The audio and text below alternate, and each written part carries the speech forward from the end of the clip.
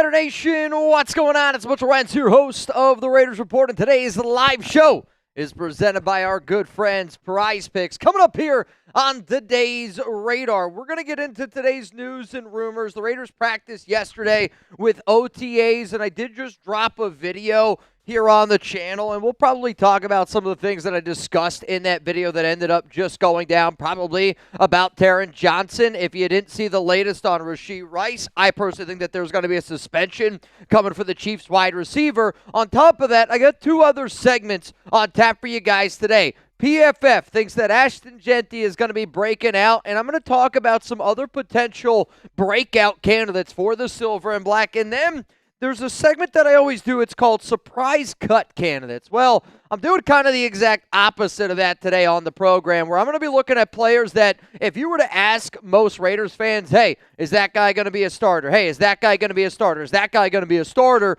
Most people would say no. I'm going to give you a few players that I think would be surprise starter candidates for the Silver and Black upcoming this season. If you don't know, we're going to do a duck race. We do duck races just about every single live show. You can think of it as a 50-50 raffle, $20 Venmo in order to get in. We got over 100 people here in the building right now. Shout out to each and every one of y'all for being a part of this awesome program. I already see Sherlock. I see Juice. I see my guy, LA Crash Dog. And if anybody wants to get those questions, those comments up on the program, hashtag Raiders, or you can super chat. Let's go to the very first question of today's live program presented by Prize Picks. What is your panic meter for Taron Johnson? Scale it from 1 to 10. 1, you're not worried at all about the player that we traded before free agency ended up getting going. Or 10 is like,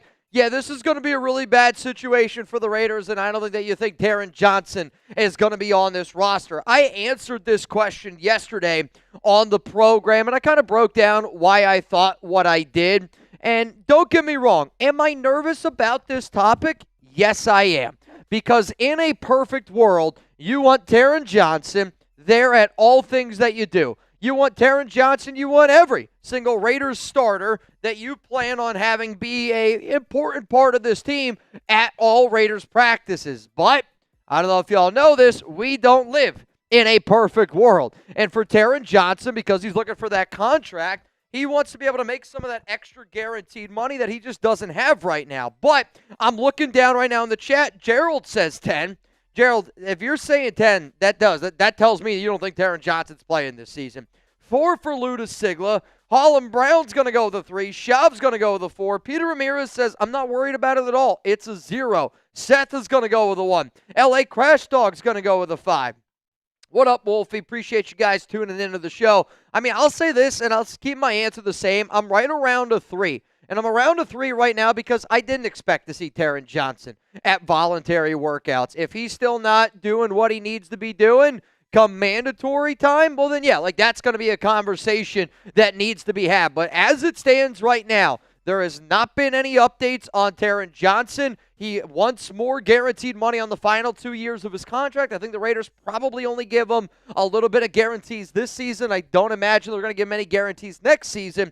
But it was also reported by the Las Vegas Review-Journal and by The Athletic that Taron Johnson has been a no-show basically in Las Vegas. So, like, he's clearly making it known that, hey, I want a brand new contract. But I also bet you that it's his agent doing everything in his power or her power. I don't know who exactly Johnson's agent is saying, hey, you don't have any guaranteed money. We got to be able to make a stand right now with this brand new organization. So shout out to Zalesbo for being here in the building. Charles, he ain't Raider Nation. See, Charles, I don't think that that's a fair statement to make. Like, yes, again, I want every Raiders player to earn the shield. Yes, I want every Raiders player to be there. But, like, I also know in the grand scheme of things from covering the NFL, you don't see too many veterans in his current contract situation showing up to non-mandatory events. I mean, imagine if Taron Johnson got hurt at something non-mandatory.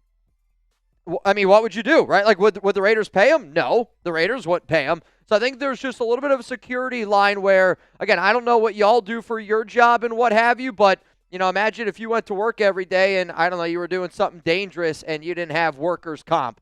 Yeah, would you do the job then? I don't exactly know. Let's go to Sherlock Raider for Super Chat here on today's program. Rusty's saying, cut that fool. Rusty, I think that's a idiotic statement. Sherlock, what up, nation? Wanted to say thank you. I'm going to step back from the Raiders report. At least Angela beat her duck race addiction due to last Friday's live. Love you, nation. I mean, I don't know what it means I'm going to step back from the Raiders report. I think at the end of the day, like if you're having a good time watching the show, don't be afraid to watch the show. If you need some extra time to take care of yourself, shit, man, like I don't blame you, right? I mean, if there's a time to step away from time to time, it's probably May, it's probably June, July. When Raiders news ends up happening, I'll definitely be here. But you don't need to say goodbye to me. At the end of the day, you got to take care of you in order for us to be able to be the best version of all of us here. So, Sherlock, shout out to you, man, and it's all good, dude. It's all love. It's also all love from our sponsor,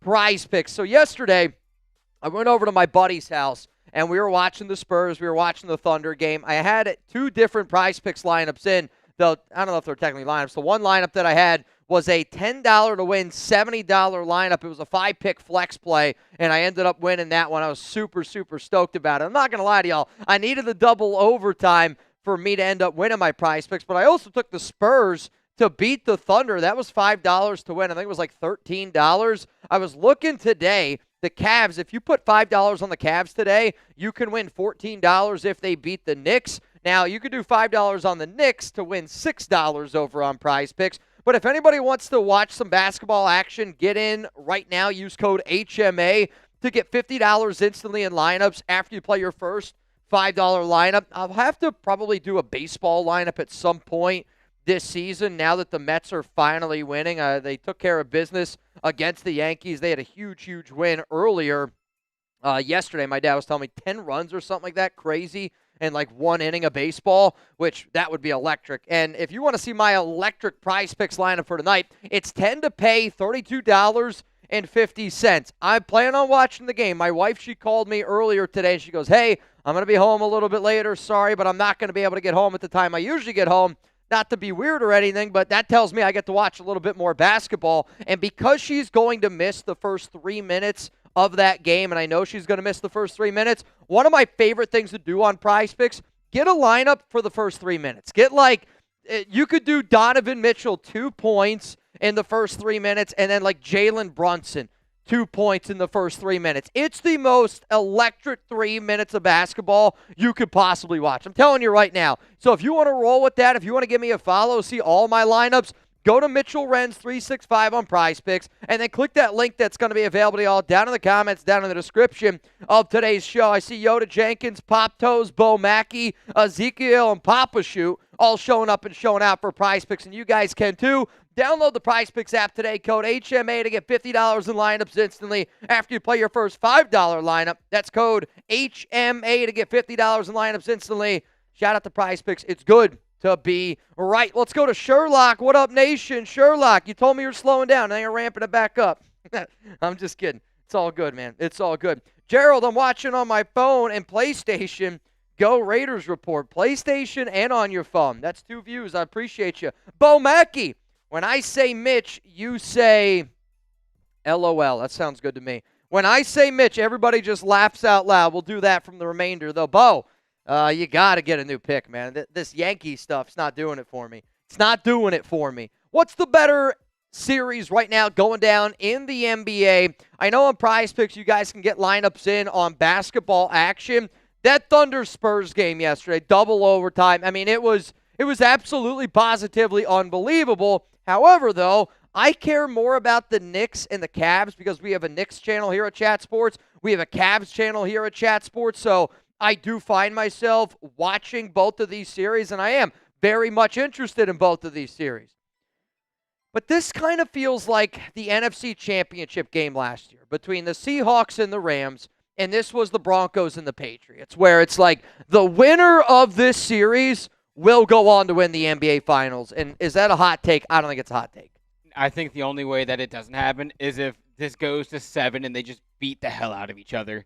Like, if they're gassed, that's the only way I can see Knicks Cavs. So you're thinking, like, if Knicks Cavs, let's say it goes like 4 or 5, this is a 7-game series, and they're just beating the shit out of each other. I think that is the only way that Thunder or Spurs don't win it all. I mean, dude, that game last night, watching Wemby just fly around like on the court, I respect the hell out of how much he wants to win. I mean, he's that three-pointer that he made from the balls on that guy just to pull up. I mean, it's one of those things where I was talking to my friend about it yesterday. He was like, because he invited some friends over, and I don't know if any of y'all ended up watching the game. He was like telling me, oh, like, who's your favorite NBA team? And I was like, truthfully, like, I don't really have one. I'll watch players in the league that I enjoy watching, and right now, Wemby's turning into that guy for me where it's like, what are you doing? If you're not really doing anything, stop what you're doing and just go watch him play. Because, again, like, to me, I am a casual basketball fan. He makes casual basketball, like, him defensively is almost more entertaining to watch than him play offense. Like, guys don't even drive to the lane. I literally think he jumps when he goes to – I don't even think he tries to block some shots. I think he tries to get his hands up so you can't see the rim. Yeah. I mean, imagine being that tall and that long where you're like, I'm not going to be able to block this shot, but I'm going to be able to block your eyes from seeing the rim. I mean, that's just he's an alien, dude. I think we're going to find out like 100 years from now, like Victor Wembanyama was the first. Made in the lab. He was the first alien that was ever on planet Earth. Because, I mean, he's just guys that big, and he's just the way he moves, the way that he can dribble, the way that he shoots. I mean, again, like, he's an unbelievable player, and it's so freaking fun to watch him play right now. Better series, Knicks or Cavs, Thunder, Spurs. Are we in agreement that it is Thunder and Spurs? Knicks and Cavs are going to have to put on an Tonight, absolute triple movie tonight. overtime. Yeah, they're going to need to find a way to follow that one up. That's a tough follow, dude. That's a very, very tough follow, but you know what? I can't wait to be able to watch it. And if anybody plans on watching this game, seriously, get a lineup in on Prize Picks, because I do see some people going, oh, the basketball NBA, it's trash, it's no good. Playoff basketball is way better than regular season basketball. They also have every sport you can think of. You a hockey guy? They got hockey. You like the WNBA over the NBA? Guess what? They got that. They got it. You like esports? They got that. They do. I think they got MMA, UFC. Dude, name the sport, they most likely have it. They have weather predictions. If you think it's going to rain. What I'm hearing is there's a lot of opportunities to make money. My dad, I actually am like worried to tell my dad that they have the weather on Prize Picks, because he's just going to be invested, I'll tell you that. Matt Bluey, I got you in the duck race. Jeremy Valve, I got you in the duck race. Jaime Portillo, gotcha. Portillo, gotcha. Sherlock, I'm fine. I was just trying to come see a Raiders report live, but since you said no, I'll just watch your show. Respect. I don't think I ever did say no, Sherlock. I mean, didn't you message me on Instagram? I said I'd get back to you on IG. I'll say this right now. I never said no to you pulling up here on the show. Am I missing something? Yeah, I don't know. What did I miss? I have your Instagram, Sherlock. I haven't had the opportunity to really like truly sit down and be able to give you a call, but you're good, man. I said this before. If anybody wants to pull up here to the Raiders Report, I'm based in Dallas, Texas. You guys just got to tell me when you're coming, because I have to get you approved in our building. Our building is a little bit higher security, so like you can't just show up and get in. It takes 24 hours clearance. So like, and I mean it. If anybody wants to show up, if you get my contact info, I can tell you where we're stationed, and we have plenty of room here to be able to do some shows. So I don't know who told you no, but it definitely wasn't me, because we haven't talked about it since. So today's deals are going to be pretty straightforward, pretty simple, though I say that, and yet I am going to put a little bit of a wrinkle in today's program. If you want to get your super chats up on screen, if you want to get any questions going, you're going to have to super, or you can use hashtag Raiders. If you want to get in our duck race, $20 Venmo, you can get in the duck race. If you bang on today's show, that's probably the number one way that, again, I'm seeing that you guys are fired up about what we're doing here. So somebody asked me earlier in the week, Mitch, would it be possible to do a Madden Live more often throughout the offseason? And I get it, right? It's the offseason. There's not as much to talk about. So I planned on going live on Thursday, and I planned on going live on Friday for Friday Happy Hour, and I would do a Madden Sim on Thursday, and I would do a Madden Sim on Friday. My deal to all of y'all is this. If we get 300 likes today, if we get 20 ducks in our duck race, And if I get 3 bangs on today's program, I'll go live tomorrow for Madden. Now, we'll also break down Raiders OTAs because they go back to practice tomorrow, and we'll be able to get a lot more information. I do believe that the media will be there tomorrow, but if you guys want to do a Week 2 Madden game, it's Raiders up against the Los Angeles Chargers, and excuse me, the Chargers are 1-0 in our Madden season. The Las Vegas Raiders are 1-0 in our Madden season. The game was actually run today. And the only reason I say this is because I'm the only one that ever knows the outcome because I have to run the Madden sim. Week 2 and 3 are good games. Okay. Week 2 against Chargers, Week 3 against Saints are pretty good games. So that means That means we haven't updated Jalen Naylor's number. He's still going to be 83. But again, that minor stuff. I mean, I know when we were live the other day, people were like, "Oh, who's 83?" It's Jalen Naylor. It's just we haven't updated the number yet. Which again, we'll get to it. Maybe we will. Maybe we won't. But if you guys want us to go live tomorrow for a Week 2 Madden game, I don't typically go live on Wednesdays. So those are my deals to you. If we get the 300 likes, 20 ducks, 3 bangs, those 3 things need to happen, and I will go live tomorrow here on the Raiders Report with a little Week 2 Madden simulation. If you guys don't want me to go live, well, then we'll wait until Thursday, and then we'll do it Friday as well. Week 2 Thursday, Week 3 Friday. But we could do Week 2, Week 3, Week 4 all this week. Sherlock, watch last Friday's live show. You said no, plus I have a secret clearance for the U.S. Army. I mean, I'll say that the secret clearance won't help you get in here. Again, I'll say this. There's no way that I said no. And if I said no last week, it's because of how banged up David Zahn, Lord Cameron Abbott, and Raider Ron got me. I mean, there is no way that I said no, you can't come to the studio. Again, I'm not trying to be, but there's just no way. There's no way that I said it. And I know, I mean, last Friday was a pretty banged up show for me. I'm not going to lie. We don't really get after any of the craziness on Tuesdays unless craziness presents itself. But, yeah, even if you had, I think probably the only person that wouldn't need to get a background check to come in here is probably the President of the United States. But even then, they probably would make me submit a 24-hour request. So it's nothing against you, Sherlock. It's everybody that comes into our building, you have to get clearance. But I would still need your first name, your last name. I need your email. I need where you live, and then they go about it and they do it that way. So the last 4 digits of your social security number, but that's just for me. Yep, and also if you could provide Lopez with your credit card information, that your mother's maiden name would be nice. Whoever your best friend was growing up. What was the name of your first pet? What was the name of your first pet? Oh man, that's hilarious. Shav, Mitch, did you forget about the challenge that I sent you earlier today? Was it the fact that you and I are going to do a 1v1 duck race? Shav, if that's the challenge of today, to me, if we get to our deal today, which I just showed you guys what it is to go live tomorrow, then Shav, you and I, we will do a 1v1 duck race. What's the stakes in this race? I have to just you against me, huh? What's the stakes in this race? I don't think there's any stakes. We're just running ducks just to run ducks. He commented on one of our videos like, I want a one-on-one duck race, and I was like, bring it. So, bring it, man. Sherlock, Lopez, thank you for your hard work, bro. I mean, Lopez, our entire team here at Chat Sports, they've been plugging away. They've been doing tons of content, trying to get you guys again more at the end of the day. We're trying to get you more, even if there's not a lot going on around the silver and black. And again, like I know that I'm going to make videos every single day. I think you guys also know that there is not a lot of Raiders news and information happening right now. I mean, I would say the biggest things that happen around the Raiders are, can you show the NFL owners like that tweet with Egon Durbin? That happened today for the Raiders, which there was an update from Albert Breer. NFL owners will vote today on limited partners Egon Durbin and Michael Melman buying further into the Raiders per sources.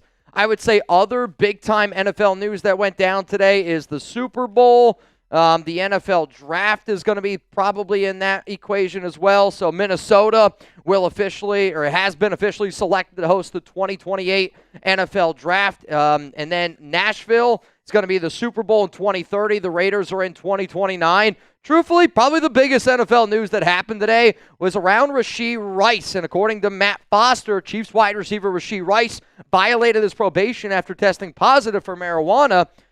He's going to serve 30 days in jail. Now, some people might get mad at what I'm about to say, and I hope that you don't. Do I think weed's a big deal? No, I do not.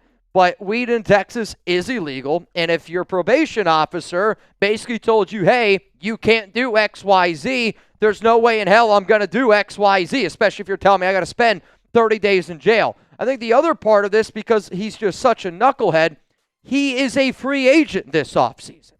Like, I'm not kidding you. I bet you Rashee Rice just cost himself. I honestly think he might have cost himself $100 million. Because I don't know what he's going to get suspended this season. He's going to lose a lot of money. And then when he hits that open market, there will be a team that'll give him probably like a 1-year prove-it deal on a wide, like let's say $10 million on the open market. Like, can you just stay out of trouble? Yes. That would be what the contract is. But think about it. If Rashee Rice would play an entire year, no trouble at all on the Kansas City Chiefs, and then hits the open market, do you think he's getting a contract like do you think he's getting 4 for 100? Like, do you think he's making $20 million a year? I personally do.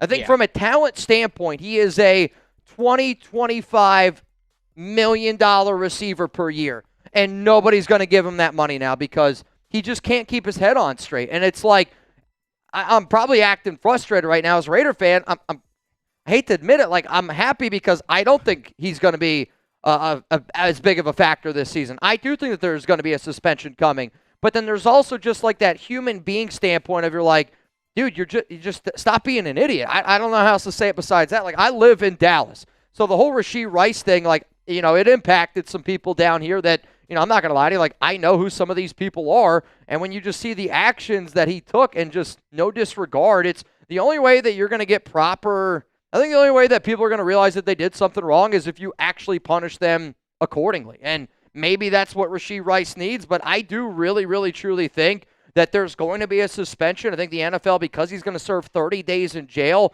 I don't know if Kansas City's going to release him. I just saw somebody go, like, hey, they're going to release him. Will the Chiefs release him? I don't know. Maybe I don't like bringing up this guy's name because I don't think he deserves it, but I could see Kansas City being the team. They're like, all right, we're going to move on from Rashee Rice, and then when Henry Ruggs gets out in August, they're like, all right, we're going to bring in Ruggs or something like bullshit like that. Like, I don't know. I think PR-wise, I would still go Rashee Rice over Henry Ruggs. If I want to make like the without PR, a doubt. I mean, the PR of it. If we're talking PR with those two guys, I mean, we're already in a wrong conversation. So let's move on here. Since the Raiders do play Justin Herbert and the Chargers next week in our Madden Sim Week 2, I figured I would ask this question. It's also right now kind of a popular talking point because, you know, we're sitting here talking about Taron Johnson. Taron Johnson hasn't been at voluntary offseason workouts. You know who hasn't been at anything this offseason for the Chargers at all? Justin Herbert. And there are some people around that organization that are wondering, why hasn't he been there? And I'll say it like this. I understand that it's offseason, it's voluntary. When you are getting paid the amount of money Justin Herbert is, when you have a C on your chest, when you are the quarterback of a franchise, I don't give a flying flip if it's voluntary or not. If they're getting together to collect Easter eggs on Easter, you show the F up because that's also why you're getting paid that amount of money. Like, I actually don't think it's a good look for Justin Herbert to not be at those off-season, at anything off-season, really. I don't know. I think it's bad. He's in the music video. Well, I mean, good for him. Good for him. Great reason to be in the video. It's funny because I never knew she made music. Oh, I couldn't have told you what she did. I just knew she was hot. See, I actually didn't know who she was until about 2 years ago, and now I have started because Alex is like, oh, yeah, she makes music. And I was like, truthfully, I did not know that she made music. But, I mean, he seems happy, and I don't think that he's going to be winning anytime soon. He's 0-3 in the playoffs. He's winning off the field very much, though. Sure. Yeah, you're definitely not wrong there. You're definitely not wrong. But I figured this would be a fun question because Fernando Mendoza, you know, I think if you ask most people, he's probably not going to be the Raiders starter this upcoming season to start the year. Obviously, you never know what can end up happening as the year goes on. But the Chargers, if you were to ask most people, probably would say the Chargers are going to be a better football team than the Raiders. I think some people would also say the Chargers are probably going to go to the playoffs this upcoming year. That's not my question. Who do you think wins a playoff game first, Fernando Mendoza or Justin Herbert? Herbert's 0-3 in the playoffs. Fernando Mendoza, obviously, the Raiders got to get there first. I thought this would be a fun question to ask all y'all because I think deep down we know that Herbert's talented, but does anybody trust that guy to win a big game? I personally do not. I think if he doesn't do it this year, I would say Fernando Mendoza. This is basically make or break year. If Herbert doesn't do it. So you're saying next year Fernando Mendoza and the Raiders win a playoff game? I'm saying you could say yes. They'll close the gap. They'll get close to a playoff team, and then I will be fully out on Herbert in the playoffs if he doesn't get one win this year. I mean, their offensive line needs to improve, and I could argue that that's probably the biggest reason why Herbert hasn't, been as successful. But in the same light, there's been times where Justin Herbert has had the pieces, and he hasn't been able to get it done. Last year, I'll definitely put a lot more blame on that offensive line, no doubt about it, which I'm seeing some of the people are kind of agreeing with me. Pop Toe says no on O-line. Herbert's so overrated. See, I don't disagree with that, Kirk, but if you look at the tools, right, like Justin Herbert to me kind of reminds me of like the Dollar General version of Aaron Rodgers, where Aaron Rodgers, no doubt about it, has an arm. He's got all the athletic gifts that you look for in a really, really talented quarterback. But I would make the argument that Aaron Rodgers isn't a leader of men. He's very selfish, and he cares about himself. Justin Herbert, not saying that he's selfish at all. That's not what I'm going with. But I'm saying like from this guy's got the tools to be unbelievable. You can't tell me that he doesn't. He's athletic. He's got a big arm. Justin Herbert is a talented quarterback. But when the lights are the brightest, he shrinks. And it's kind of the argument that I made about Fernando Mendoza earlier where people can say, oh, this guy's not a franchise quarterback. If you want to point at the intangibles and all that stuff, but then let's look at when the biggest moments are the biggest moments. Fernando Mendoza shows up. I'd much rather have a quarterback that's got an average arm that shows up in the biggest moments of the game compared to a guy that's got probably some of the most. Do you think Justin Herbert, athletic-wise, talent-wise, is a top 5 quarterback just based on arm the skills that he has? Just yes. the skills. Yes.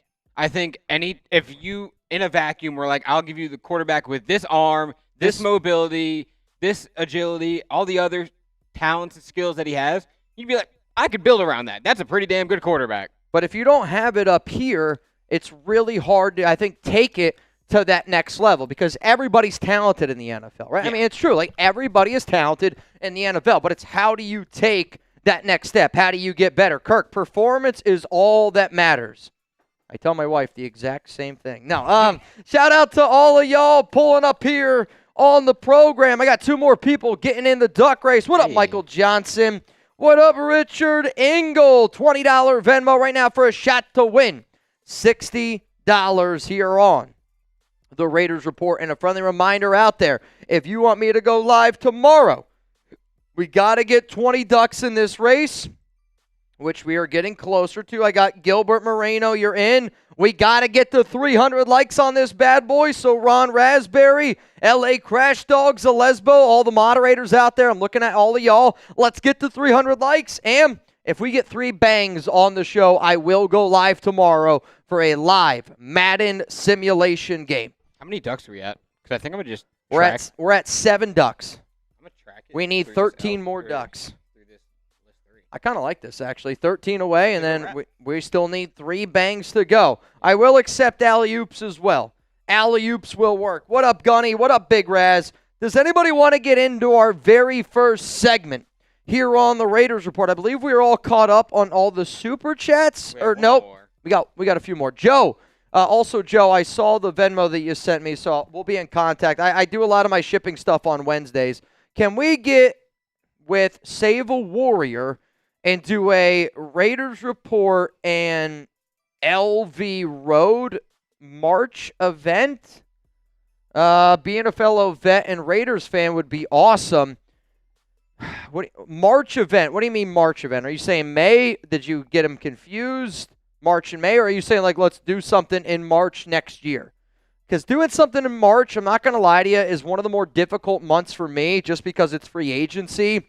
And it's like right before the NFL draft, and because the Super Bowl this year is so late in February, and then we're going to have the Combine, it might be a little bit difficult for me to do something like that. A road march from Joe.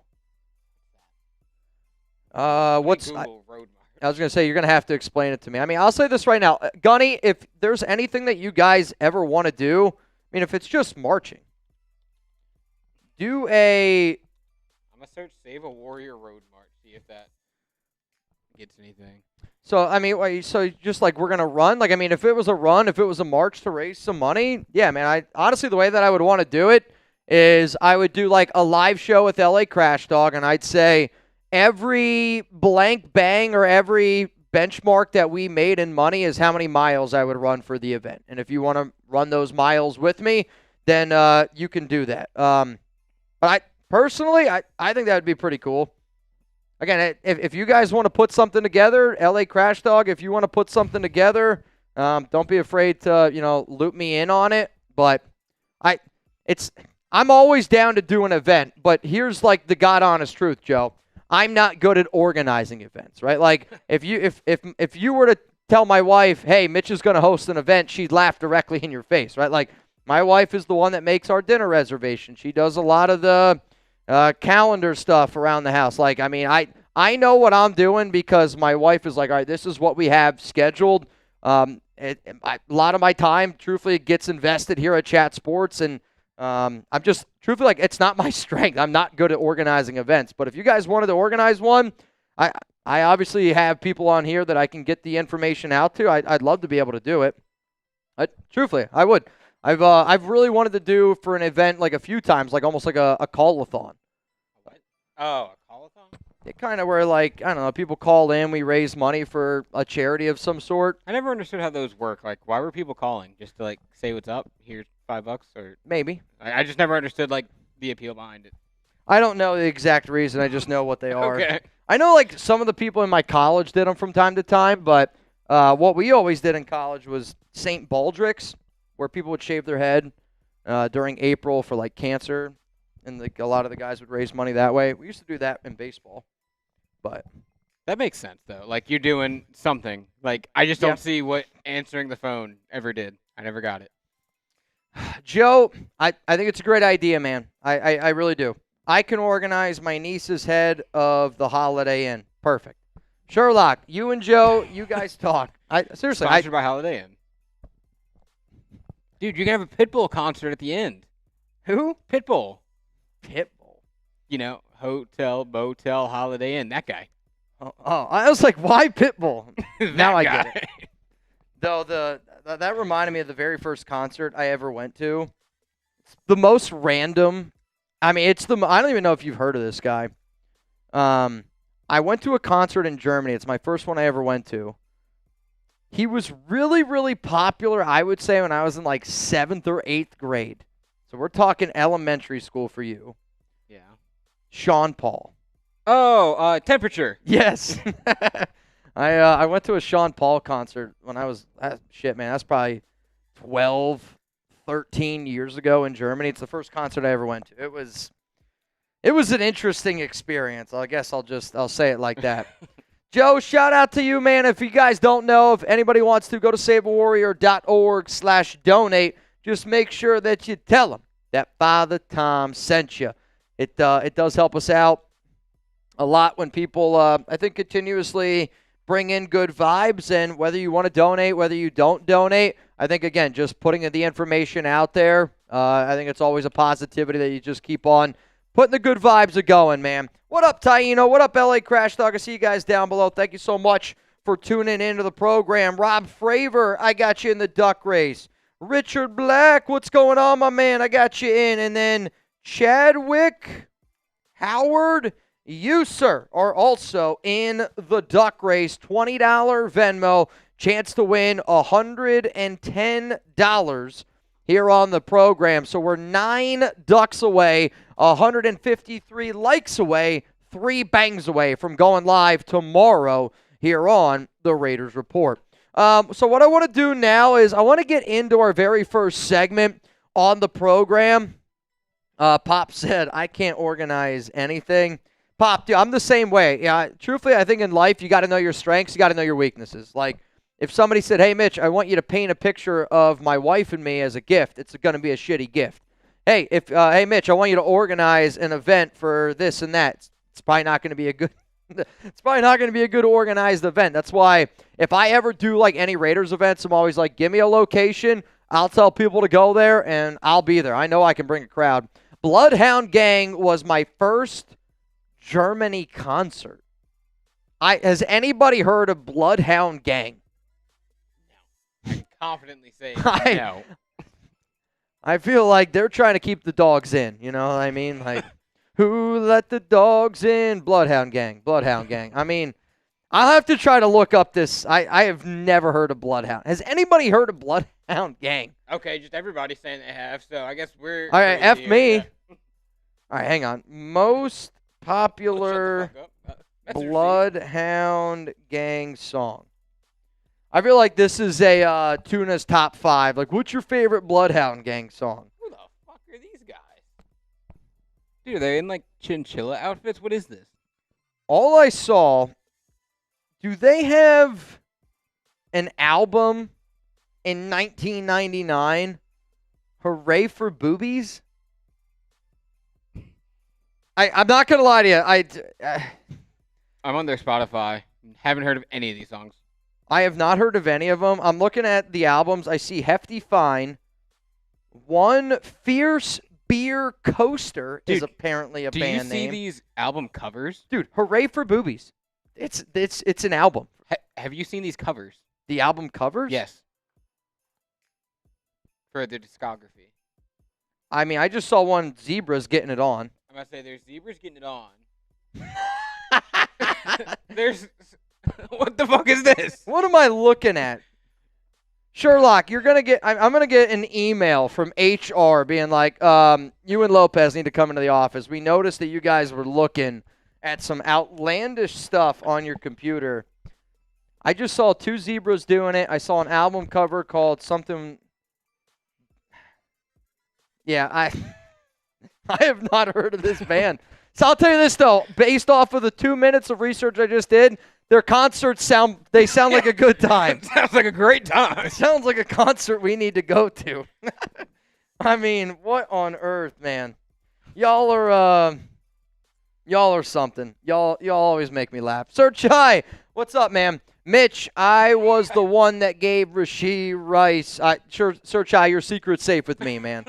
You're doing the Lord's work out here. I mean, I will admit, Mark, yeah, probably a bunch of young kids. I mean, I just don't remember that band. I'm 33 years old. Lopez is younger than me, so we're definitely probably younger than some of the people that are here. But, yeah, again, like the whole Rashee Rice thing, there is 2 sides of it. There's the side of I'm happy because I think he's going to get suspended, and that means the Chiefs are going to be a worse team, and that's great. But then there's also the other side of it is like you see a young kid who clearly has a lot of flipping talent, and again, like, I think the frustration comes from me because I'm down here in Dallas, so he lives in Dallas. He played football at SMU. I know a lot of guys that watched him at SMU. A few of my buddies who I've gotten to know down here have some ties to the SMU football program.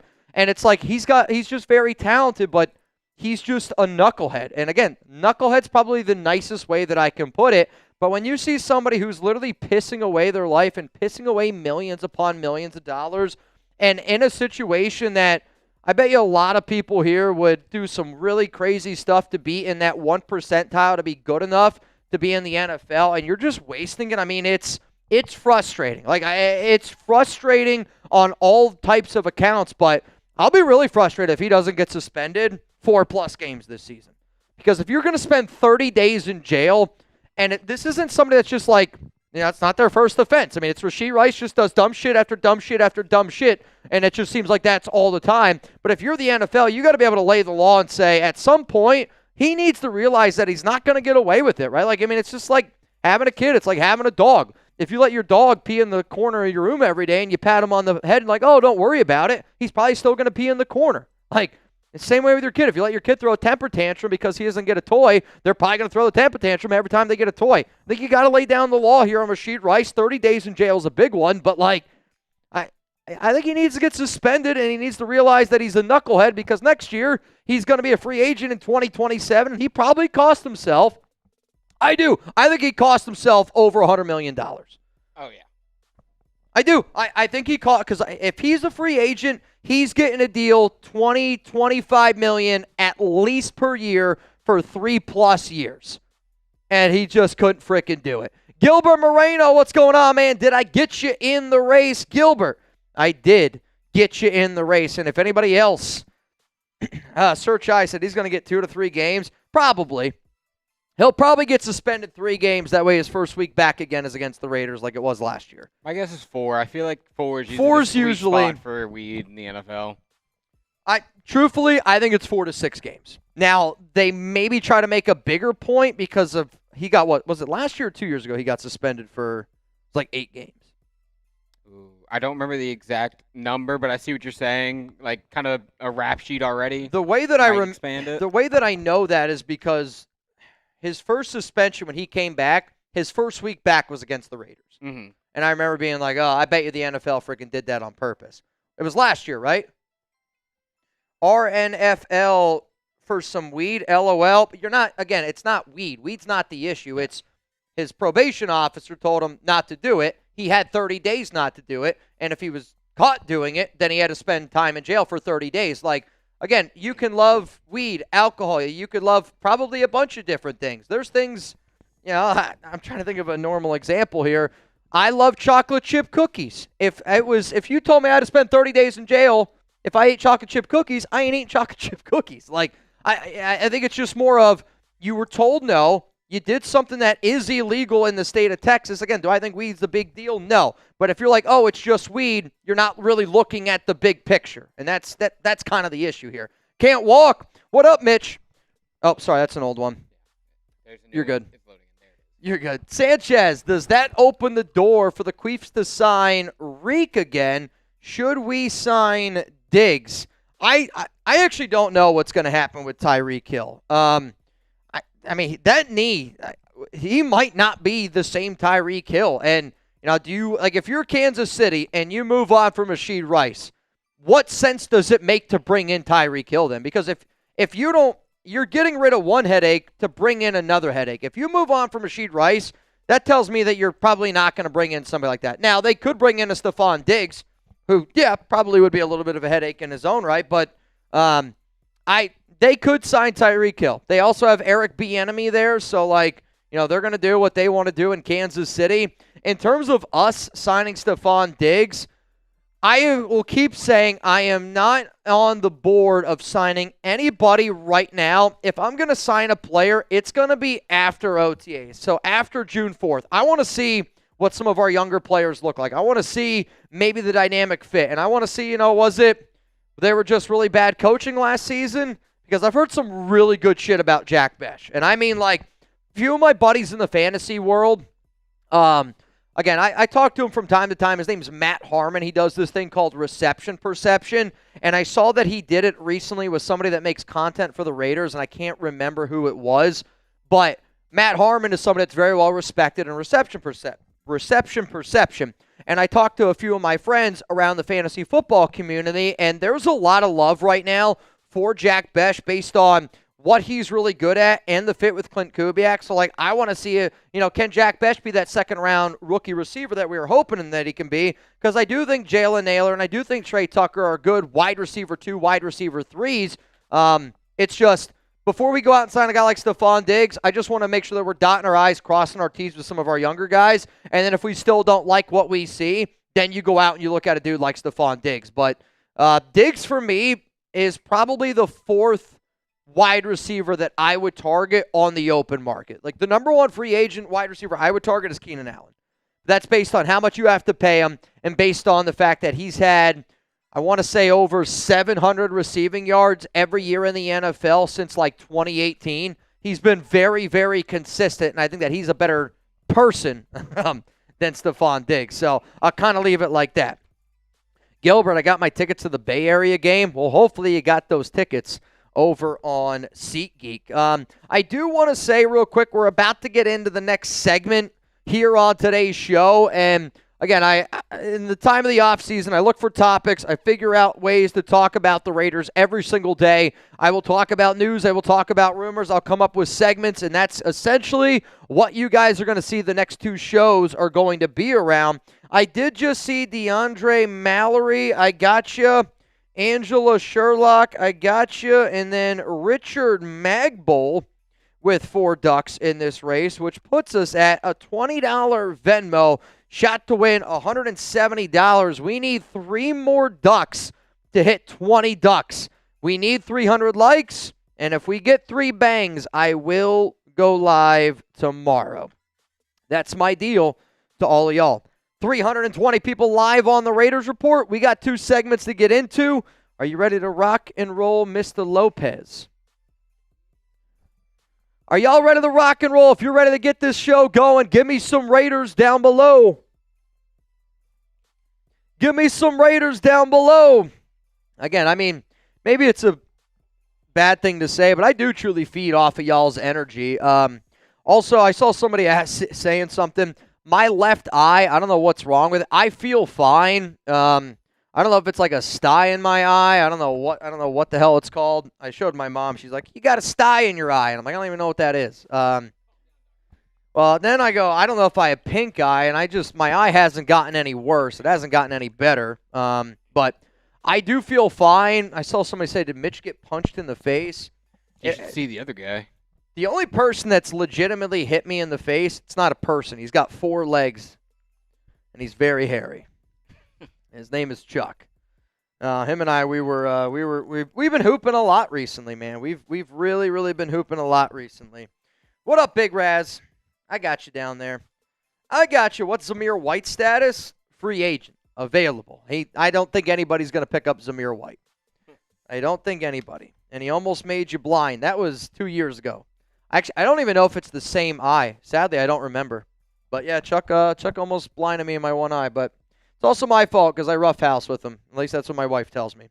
He's out there horse riding. You know it. You know it. All right, y'all. Let's get in here to this segment because I honestly think you guys are going to really like it.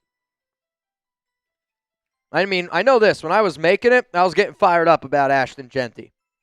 I was getting really fired up about Ashton Jeanty. So let's get this thing a rocking and a rolling, though. Let me at least just get to the right spot. SeatGeek and Prize Picks on this one. Okay. All right, let's do it.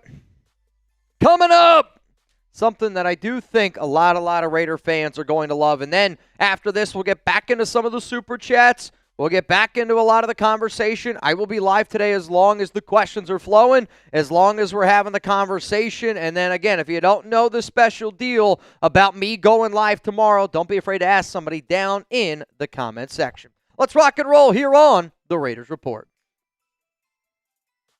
Coming up today here on the Raiders Report, I got something that I think Raiders fans are going to love. I saw an article from PFF titled 2026 NFL All Breakout Team. And they're predicting the next great players at every single position. I should mention that today's show is presented by Prize Picks. And make sure that you use code HMA to get $50 when you play your first $5 lineup over at Prize Picks. So I saw this article from PFF and I was like, all right, the 2026 All Breakout Team. The only player that I care about and the only player that I'm really going to talk about on this show is Ashton Jeanty, and he is the one that is labeled at the running back spot. They put out 10 players on their breakout team. If you don't know what a breakout is a player that's about to have a career year and somebody that's maybe not well known in NFL circles, but it's somebody that's going to take that next step and truly be great. And I'm telling you this right now, I love the fact that PFF put Jeanty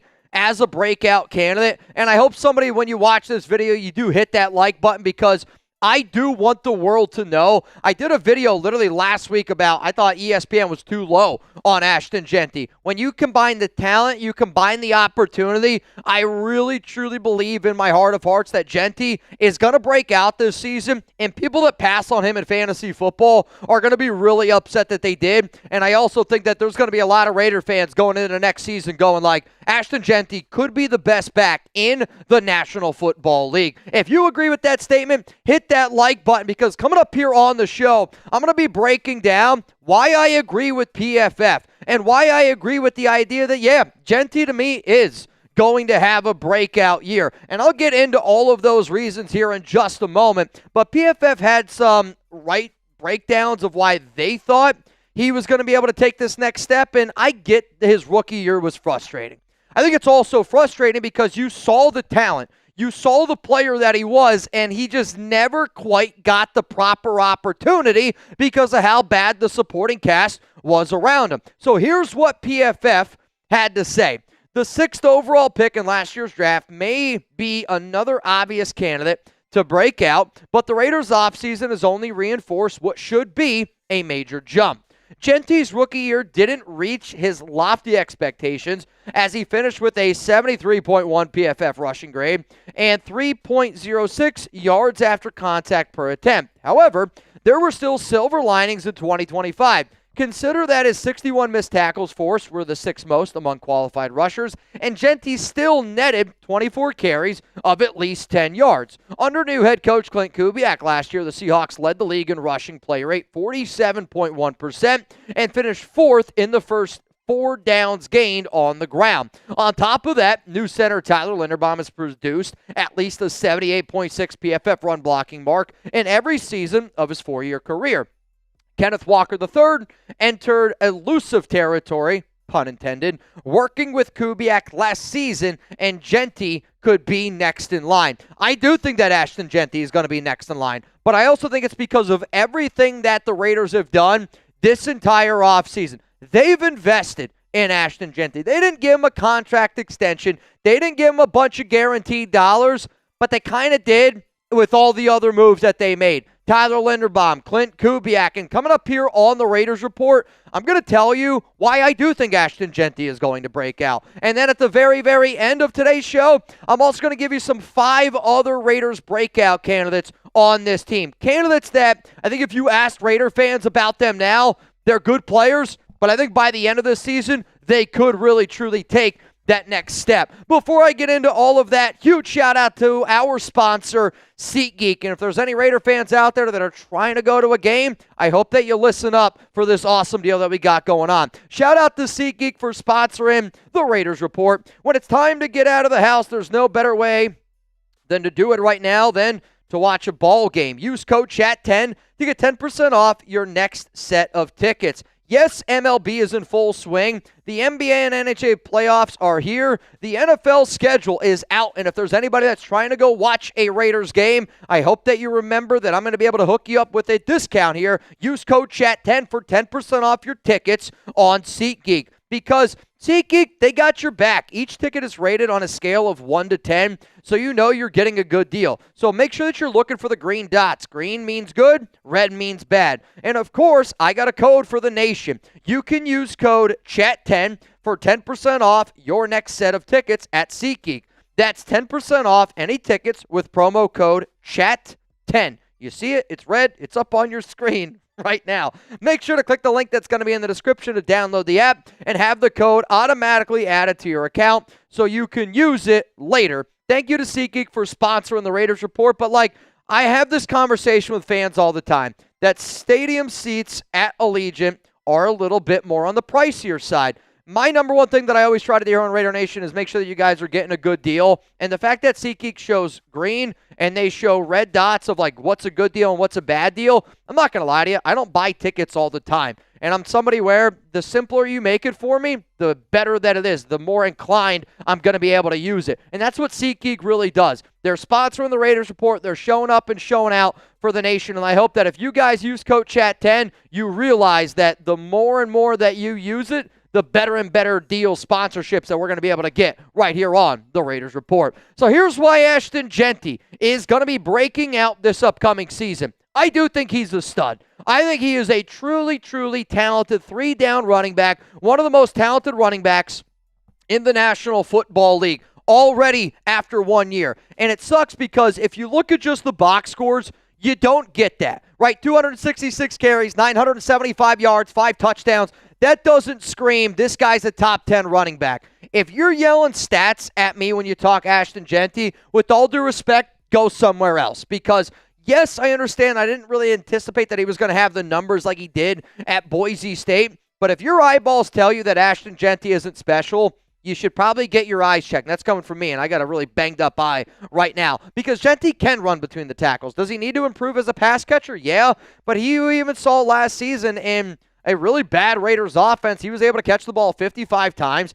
he turned that into 5 touchdowns and 346 yards of, extra offense. And for a running back in a horrific situation last year, he had 321 touches. He had 1,321 yards and 10 touchdowns in total. And that seems like a not so great year. So imagine a running back that had over 300 touches, that had over 1,300 total yards, that had double-digit touchdowns, and we're sitting here going, that was a bad year. Like, I actually do. I feel like last season was a bad year for Ashton Jeanty. Why? Because of the expectations and because you know the type of player that he is. Let's go to the next reason here why I see Jeanty ultimately breaking out.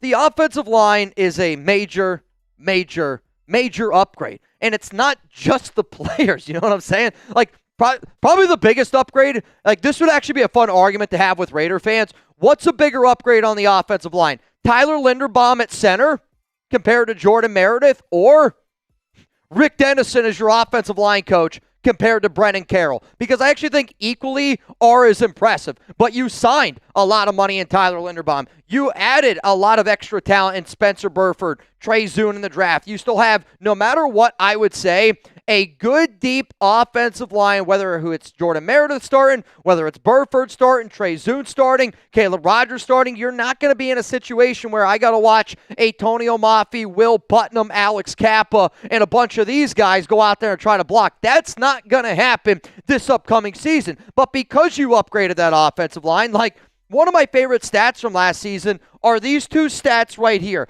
83% of the rushing yards for Ashton Jeanty last year were after contact. It was the highest in the NFL. Also, EPA, expected points average, okay? EPA, he was the only running back in the NFL with a total EPA less than negative 35. There were like probably 15 running backs in the league last year that were in the negatives. There was a running back at minus negative 35 for expected EPA. And I don't remember that running back's name. And I don't remember his name because the next closest guy was Ashton Jeanty. He was ranked 134th out of 134th, essentially meaning that his offensive line was so bad that the expected points was negative because they just lost yards all the time. So think about the numbers that Ashton put up against a historically, and they were historically bad offensive line. You can't deny it. The next reason why I think Jeanty's going to end up having a breakout year, Clint Kubiak play calling. Clint Kubiak and his style of play calling is actually, I think, perfect for Ashton Jeanty. And, you saw it in the breakdown that PFF had 47.1% rush rate in 2026. I want to be able to see a lot of Fernando. I want to be able to see the best version of Kirk Cousins. The way that you're going to see the best version of our offense is there going, Ashton Jeanty needs to be the bell cow. Ashton Jeanty needs to be number A. He's got to be option A in this Raiders offense. But, he also had a good year last season. Chip Kelly received an F. I believe it's the only F ever recorded by a coordinator in the players' report cards. If you did not see last season, I guess technically it's this offseason, all the NFL players, they put out grades, A, B, C, D, or F. And for the first time ever, a coordinator received an F grade. That was Chip Kelly. Remember Chip Kelly, the guy trying to make Ashton Jeanty change his stance and trying to actually worry about X's and O's? But, the Raiders are going to lean on Jeanty this season. You got a smarter OC. You got a smarter play caller, a smarter coach, and Clint Kubiak. And then you add all of the talent. And then on top of that, the defense has gotten better. The offensive line has gotten better. That's going to help Ashton Jeanty production. The next reason here of why he's going to be a breakout candidate, it's a quarterback upgrade. Sometimes football is not about being rocket science, and I don't think what I'm saying here is rocket science. But if you have a better quarterback and your team has the opportunity to score more points, that means your offense, led by a team that's going to run the football a lot, is going to be in a position to run the football more and to be able to punch it in. I mean, Geno Smith last season, I don't need to tell all y'all how bad he was, right? 19 touchdowns, 17 interceptions. I actually think when you go back and you think about the year that was Geno Smith, when I look at those numbers, I go, that actually wasn't as bad as what I think about it. And it's the truth. Like, Geno Smith was a disaster. And I think a lot of these numbers are actually garbage time points because, Geno was turning the ball over so damn much and our offense stunk so much that there was times where there was a lot of garbage time touchdowns, a lot of garbage time yards tied into that. So because we have Kirk Cousins, because we have Fernando Mendoza, I think either of those options at quarterback will be an upgrade over Geno Smith, right? Like, let's face the facts. Could Geno be better this season? Yes, he absolutely could. But I expect Kirk Cousins in 2026, Fernando Mendoza in 2026 to be better than 2025 Geno Smith. And if that happens, Ashton Jeanty will be a better running back. I also started looking at some Kirk Cousins numbers, and I noticed the final 4 weeks of last season, he had a 62.6% completion percentage, 876 yards, 7 touchdowns, and 2 interceptions. Also, in that 4-game sample size, the Atlanta Falcons were 4-0, and they beat the Tampa Bay Buccaneers. They beat the Arizona Cardinals. They beat the Los Angeles Rams, and I remember watching that game because I remember I was kicking myself in the butt because it was a late-night game, and I remember saying I didn't realize how important that game was for the Raiders to be able to get the number 1 overall pick. But I remember watching Atlanta beat the Rams that game, and then they ended up beating the New Orleans Saints. So that means Kirk Cousins, his final 4 games of last year, he went 4-0. And sure, Arizona, yeah, sure, the Saints, but Tampa Bay at that time was a playoff caliber team. And you can't, if you beat the Rams, that's like beating almost the Seattle Seahawks at this point. Kirk Cousins was able to get it done in some big moments, and that's a huge upgrade at that quarterback position. Now, I don't know if y'all know this, but you can actually go on Prize Picks and pick how many games Fernando Mendoza could potentially play this upcoming season. And the last time that I checked, it was 8.5 games more or less. And it's one of the reasons why I love Prize Picks. Like, am I going to be watching some basketball games tonight? Yeah, you bet your bippy I'm going to be watching some basketball games tonight. But also, we are here on the Raiders Report. We're talking about Kirk Cousins. We're talking about Fernando Mendoza. You can go more. You can go less on some Raiders season-long lineups over on Prize Picks. If you want to go get started, use code HMA to get $50 instantly in lineups after you play your first $5 lineup. And since we are talking about Ashton Jeanty today, this is perfect, right? Like, the last time that I saw on Prize Picks, though, I actually do think we have to update it because the last time that I checked, I think it's actually now 6.5 rushing touchdowns. But bottom line is this, like, if you're looking at this Ashton Jeanty receiving yards, rushing yards, I think rushing right now actually might be 950 as well. I'll update it. But the bottom line is, like, I want y'all as, like, fans to go, oh, Ashton Jeanty's going to have 3 receiving touchdowns. Oh, he's going to have over 1,000 yards. Like, I look at these numbers here, rushing touchdowns, more. Rushing yards, more, and I am putting that in a lot of long season-long lineups that I'm doing on Prize Picks. If you don't believe me, check me out. I'm at Mitchell Renz 365. So I'm going to put a link for you guys down in the comments, down in the description of today's show. Make sure that you use code HMA. I see my guy Sherlock giving a shout-out to Prize Picks on our live program. But use code HMA to get $50 instantly in lineups after you play your first $5 lineup. That's code HMA to get $50 in lineups after you play your first $5 lineup. Prize Picks. It's good to be right. Let's go to the final reason here why I see Ashton Jeanty truly having that breakout year. He's going to get a heavy workload.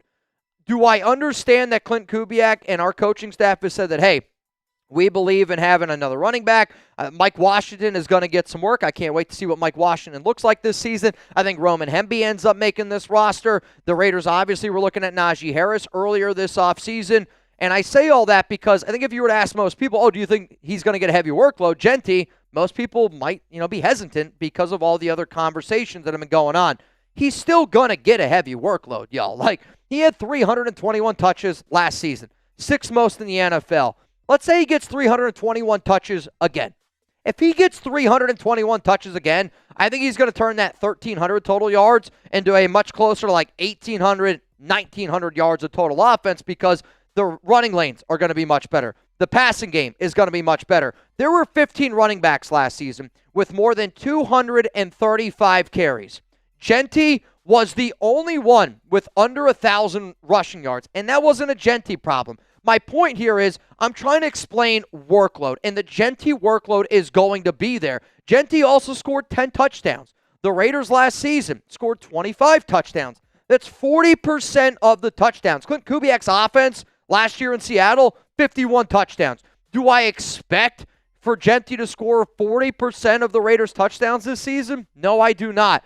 But my point here is that he's clearly was a focal point last season. And John Spytek is still here and part of the building. And they brought in Clint Kubiak for a reason. If those touchdown numbers go up, then Jeanty's opportunity is going to go up. The touchdown opportunity is going to be there. The rushing yards opportunity is going to be there. The receiving opportunity is going to be there. The Raiders winning and being able to pound the rock is going to be there more. At least I freaking hope that it's there more, because I can't deal with how bad it was last season. But in a year of how bad it was, and last season was just an absolute disgrace of a Raiders football season. Ashton Jeanty still had 1,321 yards of total offense and 10 touchdowns. I don't know how I don't know how people look at Ashton Jeanty and don't realize that he is an absolute stud and he's going to have an unbelievable year for the Silver and Black. And since we're kind of talking about breakout candidates here on the Raiders Report, I figured I would just give you guys 5 more names that I'll throw out there. And these are, Jeanty to me is more NFL breakout. I actually don't think we have another player to the breakout level of Ashton Jeanty on my roster. At least I can't think of somebody right now, because I also will not pick a rookie. To me, you got to be in the NFL for at least 1 year to be a breakout player. You can't be a rookie and breakout. At least that's just not how I look at it. So the 5 other breakout candidates that you're going to see are for the Raiders, but they're more breakout candidates for the Raiders. Like players that we think about now, but I wonder if at the end of the year we look at them and going, that player was a really important player for the Las Vegas Raiders. Jeanty breaking out for the Raiders, but he's breaking out in the NFL. These guys, more breakout candidates for the Silver and Black. But since we're talking about Jeanty, he had 10 touchdowns last season. How many touchdowns do you anticipate Ashton ends up scoring this season in 2026 with the Silver and Black? I hope that you guys scroll on down. I hope that you please give me a comment of what you're thinking around Ashton Jeanty in 2026, because I'll tell you this, I'm expecting double-digit touchdowns. I'm expecting at least double-digit touchdowns. Give me, let's have a little bit of fun here. Give me 15 for Mendoza. 15 Ashton Jeanty touchdowns. I'm going 12 on the ground, 3 through the air. That's what I'm thinking. That's how many touchdowns Jeanty will score next season. So, since we're talking about breakout candidates, I know I kind of broke down what a breakout player was earlier on the show, but here is a exact definition if you don't know what an NFL breakout player is. An NFL breakout is a term used to describe a player who transitions from being an unproven talent or a rotational role player into a high-level star or reliable starter. It typically occurs when a young player secures a larger workload, earns a full-time starting role, and significantly improves their on-field production. So 5 players that I think that kind of fit this mold for the Raiders. The first guy that I'm going to bring up is Trey Tucker. Trey Tucker has a really good opportunity on his hands to potentially be the number 1 wide receiver going into a year where he's going to have a contract year. I know Trey Tucker's going to show up in shape. Clint Kubiak has already given Tucker his flowers. He's going to be a good blocker. He's going to be on the field. They're going to use him a lot in pre-snap motion, and I've kind of said I could see them using him as a Deebo Samuel light, just using him a lot in a multitude of different ways. Another breakout candidate that you have to be able to mention here, Jalen Naylor, and congratulations to Jalen and his family. They just had a baby today, and I'm recording on May 19th. But Jalen Naylor, he's a fresh-off wide receiver, just got a 3-year, $35 million deal, and he has the chance to be a number 1 receiver. But also, you got to be able to think about Naylor, and every time I talk to Vikings fans about it, I believe we just lost internet connection. And now we are back. Yes. No, unfortunately, I don't know why our Wi-Fi just went out, but we're back now. Yeah, I didn't want to say anything during the cut because you were like right at the end. I was like, hey, get there and we can figure this out in a second. I looked down and I was like, why is everybody like, what's happening? What's happening? No, unfortunately, yeah, we just lost internet, but we got it back now, so sorry about that, y'all. Unfortunately, I don't know why, but our Wi-Fi here at Chat Sports it's never been good as long as I've been here, and you would think that we'd figure it out. If you're wondering who are the other 5 breakout candidates, here we can flash them up on screen for you. They went out like around Jackson Powers Johnson. So I was like, I can't cut you off with like 3. Okay. Fair enough. So here were the other players that I talked about, and if you want to hear what I had to say about JPJ, Jeremy Chin, and Kwity Paye, well then, hey, you're just going to have to watch the show when it drops tomorrow morning. Or just rewind. Yeah, sorry about that, y'all. It was Gino's fault. You're right. Sorry, Zalesbo. Blame Gino. We can blame Gino. We can blame Gino. I think that's fair. All right, we do have another segment to get to here on the program. Yep. Some supers as well. And we do have some supers to get to. I'm hoping to hear from you on a visit. You have my number. Love y'all nation. Yeah, sure. Like I was gonna say, I promise you this. I will show you. You are, this may be weird, but you're pinned. You're pinned on my IG. It's one of those things, and I hope what I'm about to say doesn't doesn't upset people. I will answer DMs, and I do it all the time. And again, Sherlock, you've shown up and shown out so much over the past month, but I also want to be able to give you the proper time and day. So this weekend for me was kind of a difficult weekend. I had to help Alex with some stuff. I've been telling y'all that I was going to go to the Raiders Gala, and I really wanted to be able to go to the Raiders Gala, and unfortunately, I was unable to do that this weekend. I had some things that popped up, and it is what it is. Life is going to happen, and I'm always going to be there for my wife and my family. That's what it's about. But truthfully, Sherlock, I just haven't been able to give you the amount of time to be able to sit down and talk to you, and I've just had some other stuff going on. So, but you have my word. You're pinned on my IG. I will get to you. I will get to you. I will get to you. Steve, Chuck, get you again. Eye patch time. Steve, what's funny is I actually don't know what happened. I always play with Chuck. I mean, him and we roughhouse a lot. We definitely hoop. But to my knowledge, I don't know if it was Chuck. I really, truly do not know. But it looks like I got rocked in the eye, and my left eye's been giving me problems. I thought maybe it was pink eye, but I've had pink eye before, and pink eye gets worse. This has not gotten worse. This just stays looking bad. Yeah, if Mitch had pink eye, it would be a whole nother story, and it wouldn't. I hope it would not involve Chuck. Yeah, I mean, it was funny. So the other day, Alex freaked out at me. Well, not freaked out's not the right word. But I took Chuck out, and she's very big, and I don't blame her. He's allowed to be on the couch. She just doesn't want him on our pillows. Totally fine. We come home, when I say we, she comes home. I'm in the kitchen area, and Chuck is waiting for Alex to come up the steps to greet her. Chuck is sitting down, butthole on a pillow. And I was just and Alex was like, what are you doing, basically? And he was like, what's happening? But maybe that's the reason. Maybe I put my face on one of those pillows. One of those Chuck pillows, gotcha. No, dude, Chuck's got long nails. He's got long limbs. But to my knowledge, I don't know if he hit me in my eye or not. The time when he hit me in my eye 2 years ago, were you here yet? Were you working at Chat Sports when I had my eye patch? I don't know if you were here yet. I don't think so. Chuck and I were playing basketball, and he went up for the ball, and his paw met my eye. And it's a true story. When we went to the doctor's office, they were like, yeah, he rubbed off. It was 80% of your top layer of your eyeball, where if he would have done it harder, he would have really caused some damage. I can totally see fine. I'm still good. I don't know if I have 20/20 anymore, but yeah, my eye, I don't know what the hell's going on, man. Truthfully, it looks bad. It's just been annoying. It's been annoying. Caesar, what's going on, dude? Mitch, I see the resale ticket prices for Raider games. Sad to see Raider fans ripping off other Raider fans with 100% markups. Shake my head. I mean, I don't know if you can call them Raider fans, honestly. I think it's people just trying to make money. I think a lot of businesses and a lot of corporations, honestly, have tickets. But I also do know that people try to resell and people try to upsell. I think the hard part about this, Caesar, is it's if you're paying money for tickets and if people are willing to buy them, if you're going to sell for $100 but somebody will give you $200 for them, you probably take it. It just, listen, man, I don't disagree with what you're saying, but I don't sell tickets and I don't go to games And it's not that I don't want to go to games. I am live here on the Raiders Report. I get asked all the time if I'm going to go to XYZ game.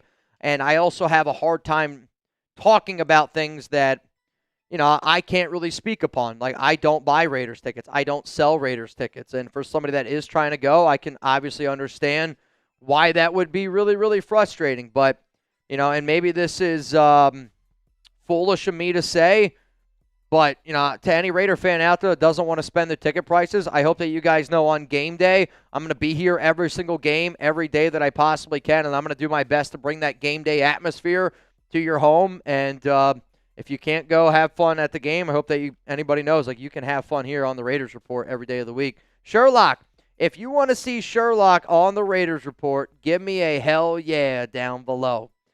How about we do... We can try it. I don't think it'll block hell.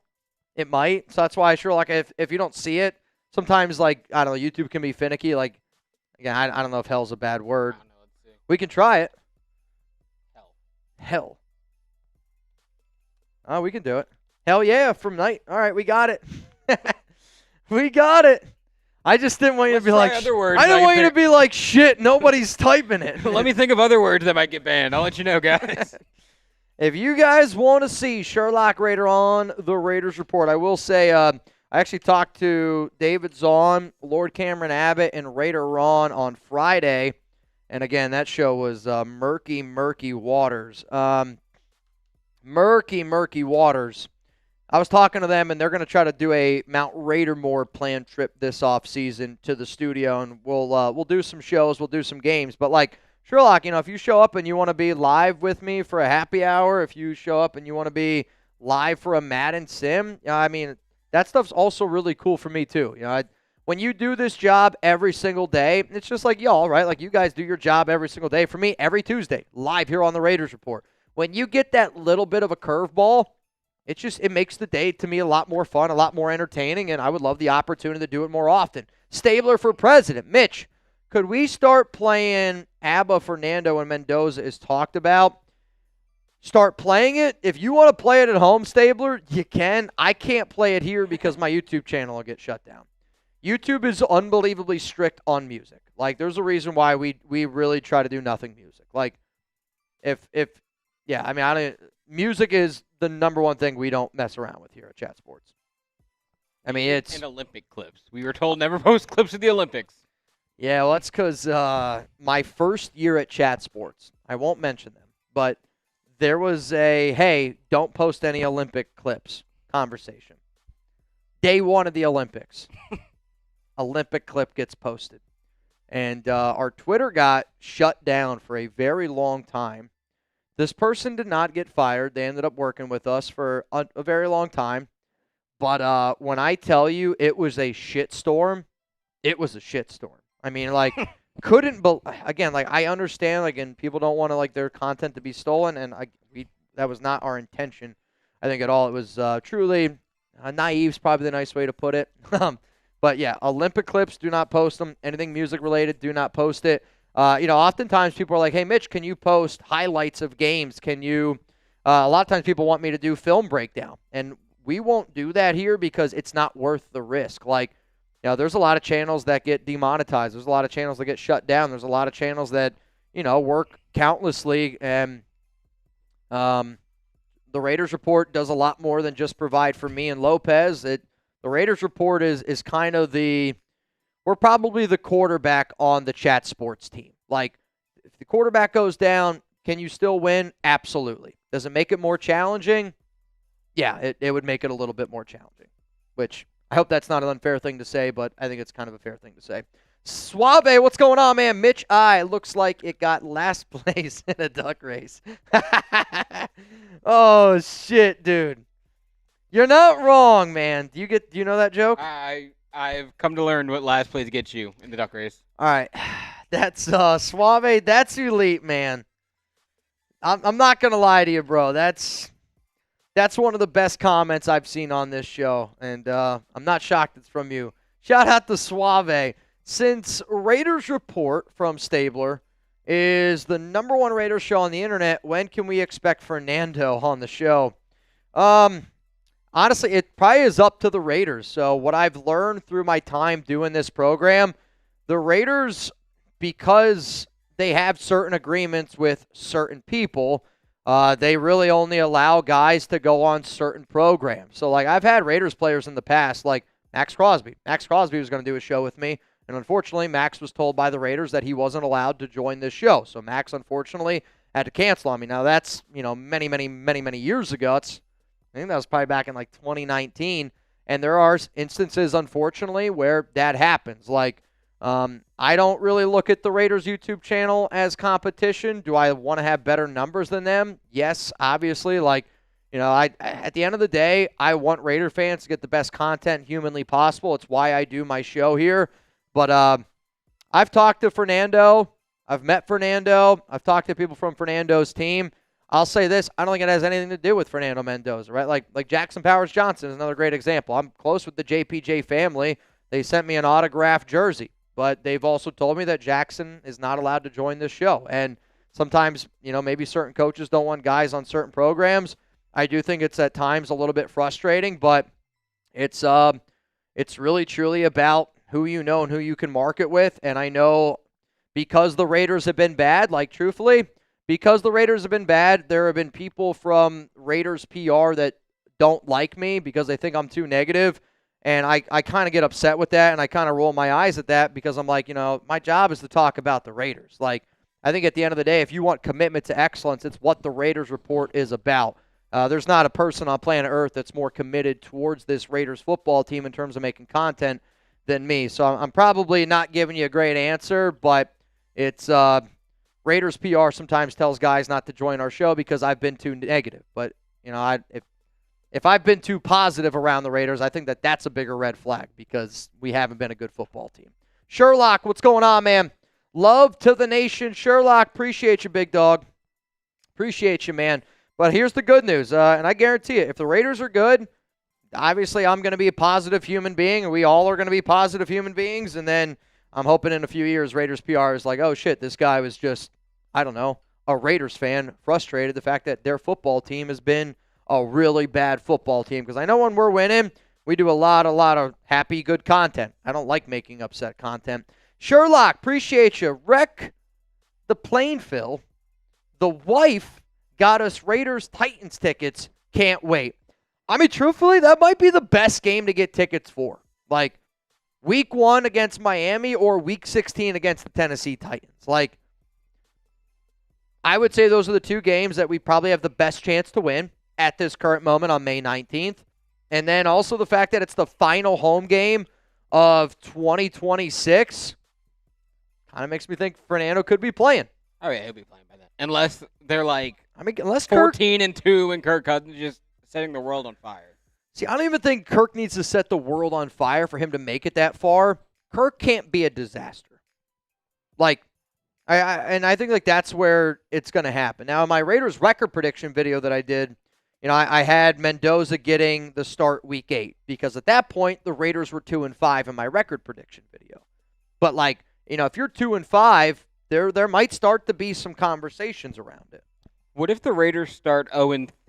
Because I know Dolphins and Saints are two of the more winnable games of their schedule, and those are within the first 3 weeks. If they start 0-3, I think you're going to start to hear some boo. Now again, if Cousins is good and they're 0-3, I don't really think that conversation deserves to happen. If the Raiders are kind of like the way that it was a little bit last year, and again, the Raiders had a lot of issues last season.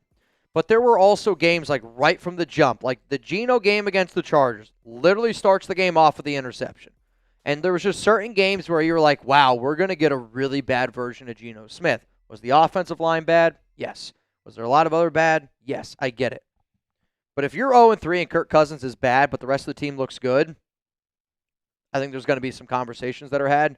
If you're 0-3 but Cousins has played well, I don't know if you're going to, because then you got the Chiefs week 4, Patriots week 5, Bills week 6, Rams week 7. Okay, so if you start 0-3, you're most likely starting 0-7. To me, if you start 0-3, you're in trouble. I mean, you're in a lot of trouble. And anybody can beat anybody, right? Like, The Raiders frickin' beat the Patriots last season, week 1. You can really, truly beat anybody in the National Football League, but an 0-3 start. To me, the Raiders, you have to be 2 wins after those first 3 weeks. That's a really big ask. I don't know how. You got to have 2 wins after the first 3 weeks because then it turns into a gauntlet. Yeah. And I want to say the Raiders can beat the Jets, but I also remember one of the worst games I've ever watched as a Raiders fan was when the Raiders went to MetLife. They lost to the Jets 34-3, and it was a horrible game. They got their it was probably one of the worst games I've ever seen the Raiders play. I've seen some bad Raiders games in my day. Rebel, what's going on, Rebel? Best Marshall impression. All right. We got a 3-point goal. Marshall Green. Bang! Decent? What do you think, Reb? What do you think, Reb? In the studio with us. Marshall will be live for the Knicks game tonight. Also, our guy, JOD, will be live for the Cavs game tonight, which I can't wait. I mean, truthfully, I cannot wait for tonight's game. And if you're like, man, Chat Sports doing a lot of basketball tonight, well, Coop is also live on our main channel. Coop is also live on our main channel. We're live everywhere for the games tonight, so if you're looking for something to watch tonight, Chat Sports main channel, Cavs Today, Now, Report, whatever they are, or Knicks Now by Chat Sports. I only get a D grade, Reb? All right, fair enough. Fair enough, Reb. Dude, I think it's so cool, this time of the year is, we don't, not that I don't work as much, but I don't. I work a lot more during football season. It's a little bit more laid back for me during this calendar year. I kind of do more managerial stuff around the office from time to time that I typically do during football season. But, dude, to be able to, watch our basketball channels crush the way that they're crushing right now, and, for me, maybe you guys don't care about it. I do actually genuinely hope when people watch the Raiders Report, you watch the Raiders Report for the Raiders, and I hope that you watch the Raiders Report for me, for my friends, my family, Chat Sports. But, I also hope, when you guys watch the Raiders Report, I am going to talk about Chat Sports because of how much, we've grown over the past, 8 years. And I see now that we have all these NFL teams, next thing that we're going to try to do is get all these NBA teams. And, Rebel, for you, I know, you're a big Laker guy. We're about to put out a job application looking for a full-time Laker dude. We're about to, try to find somebody that can, get more and more and more NBA content from top to bottom. So I think it's going to be kind of an interesting thing to do. Now, that person might be already here at work, but we're going to try to make a bigger investment on getting more NBA teams going. So, Reb, shout out to you. Reb says Lopez. Mitch, will there be a Padres channel from Pop Toes? Pop Toes, it's funny you say that. Getting a baseball channel going is a little bit more challenging. However, though, one of our guys, his name is X. He makes some Padres content. He does. I see his shorts on Twitter after the games. He does the post-game shorts like Jack does. Here, I'll try to find it. But truthfully, somebody asked me the other day, do you do baseball content? I'm a Red Sox fan, and I laughed because I was like, well, the only team that we really make content for is the Sox. But if there's anybody out there that is a Padres fan, I just put our guy's name's X. He produces for Steelers and the Commanders, that show. But then also he's like a big Padres fan. He's a big baseball guy in general. I think Padres is probably his favorite team. Oh, 100%. Yeah. He would take a Padres World Series over, I would say, anything in the world. Yep. So if you guys, again, I think he basically makes videos almost every day around the Padres. I mean, his last, all his stuff is Padres. So if you guys are looking for some extra Padres stuff, don't be afraid to give my guy X a follow on Twitter. I just put his link down there for you guys. Jersey boy, who starts at left guard, Burford, Trey Zune, or Meredith? Well, how about this? This is actually going to be part of my next segment that I do here on this show. The next segment that I got coming up for you guys is surprise starter candidates. Players that I don't know if we look at them and scream starter. And what's great is, if I look at Spencer Burford, does that scream starter? Trey Zune, does that scream starter? Jordan Meredith, does that scream starter? From these three names right here, who starts at left guard? If you had to pick one, I mean, obviously there's always options, but if you had to pick a starting left guard from those three names, give me a B for Burford, a Z for Zune, and M for Meredith. What's interesting is Meredith has actually played better at left guard than he did at center back in 2024. He was actually really good at left guard. But, they did bring him back. Trey Zune, you drafted in the third round. He gives you some of that interior offensive line flexibility, and he's your newest guy that you brought in. But then also, what about Caleb Rogers? I know Caleb Rogers played right guard last season. That's somebody drafted in the third round. And then Spencer Burford. Spencer Burford signed a 1-year, $3.1 million contract, played 400-plus snaps at left guard last season, played 820 snaps at right guard in 2023 with Clint Kubiak. So, I'm seeing right now, I see B for Kirk. Tooth? I don't know what. Why are we spamming Tooth? Spam Tooth. What am I missing here? I don't know. I'm trying to figure it out now. I see Z for Zune, B for Burford, M for Meredith. I must have said Tooth is my only guess. I'm telling you this right now. I have no idea. Tooth? I love inside jokes. I would love to be a part of one someday. I would love to be a part of an inside joke sometime. It'd be fun, man. It'd be fun. Jersey boy, how about this? My answer will be on our next show. Let's go to Preston Rodriguez. What up, Preston? Going to week 6, section 102, hoping for an upset. The whole stadium will be bumping if so. So week 6, Buffalo. That's a tough I was one. about to say, I can try and pull up their schedule, but you got it. Yeah, so I tried to do it on the show. It's Dolphins, Chargers, Saints, Chiefs, Patriots, Bills, Rams, Jets, 49ers, Seahawks. This is where I get in trouble. Broncos, I want to say, is week 11. Week 12 is Browns. Week 13 is bye. Week 14 is Chargers. Week 15 is Broncos. Titans, Cardinals, Chiefs. I don't have it in front of me, so I'm just going to I have said the Raiders' schedule so many times in my head that it's like. I'm just going to take your word for it. I think I'm right, though. If somebody wants to double check, I think that was 17, technically 18 of 18. I believe so. Now, if you want home and away, that might be a little bit more challenging, but I still think I could do it. I'm hoping they win. I've actually had some family members reach out to me about that game. I got some family members that are big Bills fans, and they want to go to Vegas. They want to get they want to get loud. They want to get rowdy. They want to party with the Raider Nation. They want to party with the nation. They do. True story.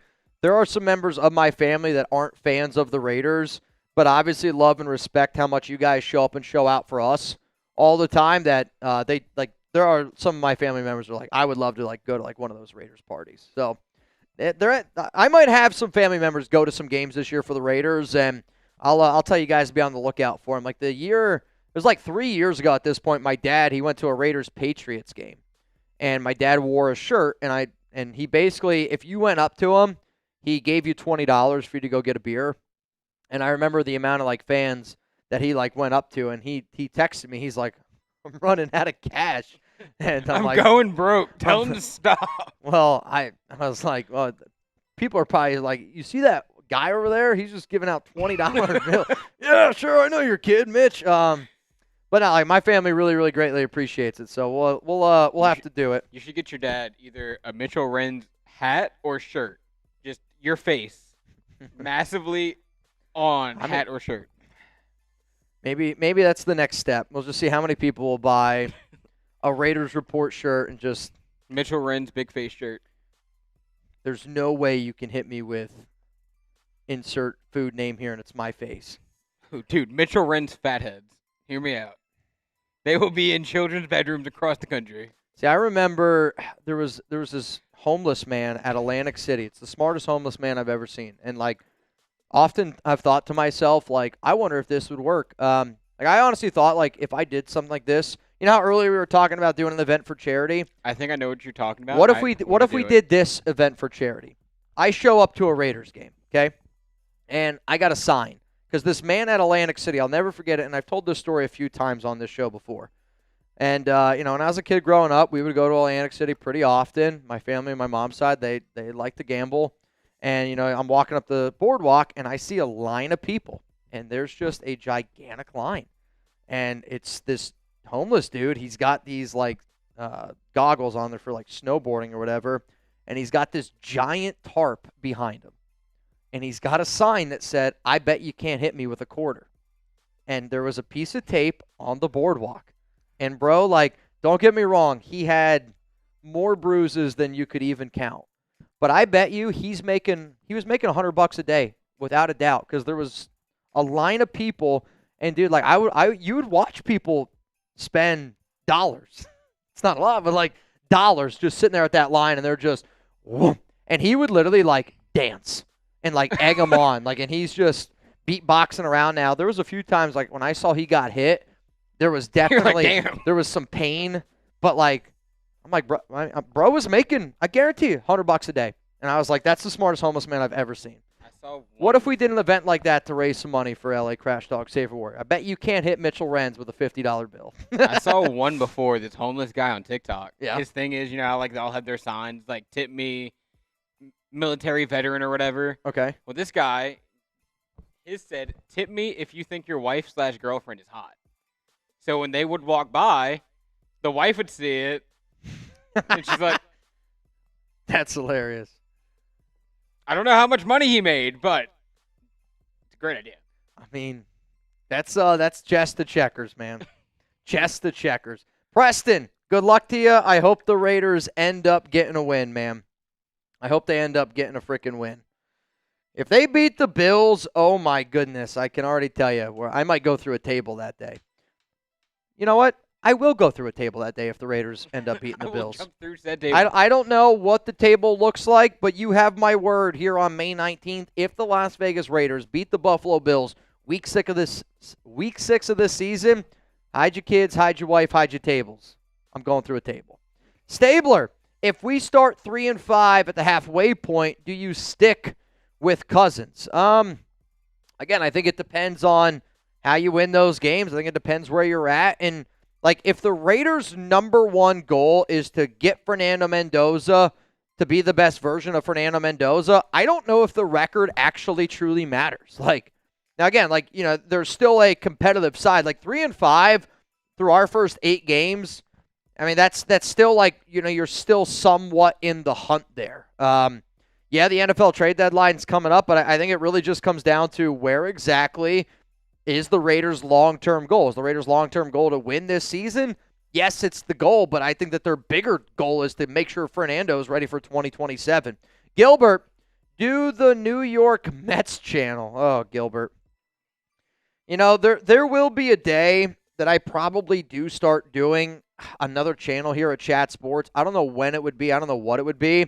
But we just don't, I think, have the manpower right now to be able to do it. And that's because if I did a New York Mets channel, that means you guys are getting less Raiders videos. So, in my mind, I'm like, I don't know if that's what y'all want. In a perfect world for me, I want to be able to cover the Raiders, but I also want to be able to, do a lot more live games around, the NFL. And, this upcoming year, because the Raiders have no primetime games, you have my word, you're going to get so many more live games from me here on the Raiders Report. I'm going to be live a lot more often. Dude, your dad's in the chat saying, let's go Mets. My dad is a big, big Mets fan. He wants a Mets channel. My dad is very proud of Raider Nation. He loves how much you guys always have my back. He would go bananas if I did a Mets channel. My grandmother would be extremely hyped up. It's just, what does a Mets channel look like? I'm not, and that's the other part. I love the Raiders in May. Baseball is happening right now. I don't give a flying flip. I think a Mets channel would either be the biggest boom or bust, just depending on if the Mets can figure it out. Going into this year, I think the channel would have been zooming. Juan Soto hype, Lindor hype. They added pitching. It's oh, they're a World Series contending team. And then they sucked to start this year. then I think that's when you'd see the numbers. But I just think like baseball, the problem with baseball is it's just like the NBA. Like I don't really think the NBA regular season matters. I don't think baseball regular season matters all that much. No. You only get up for certain games or certain series. Ooh, this is a little football news here for Harry and the Bears. Former Chiefs cornerback Rashee Johnson is visiting the Bears today. 66 tackles, 1 sack during his time in Kansas City, and is a key special teamer. He also recently met with the New York Giants and the Philadelphia Eagles. It's amazing how just a little bit of NFL news feels like so much NFL news. Oh, and Adam Schefter, Ian Rappaport, Nody coming in. It hits, man. Especially if they throw the little siren in. It hits. Okay, I think this is where we're at in our possible Madden live stream tomorrow. We might have hit 20 ducks, not gonna lie. I don't know. Let me check here real quick. Give me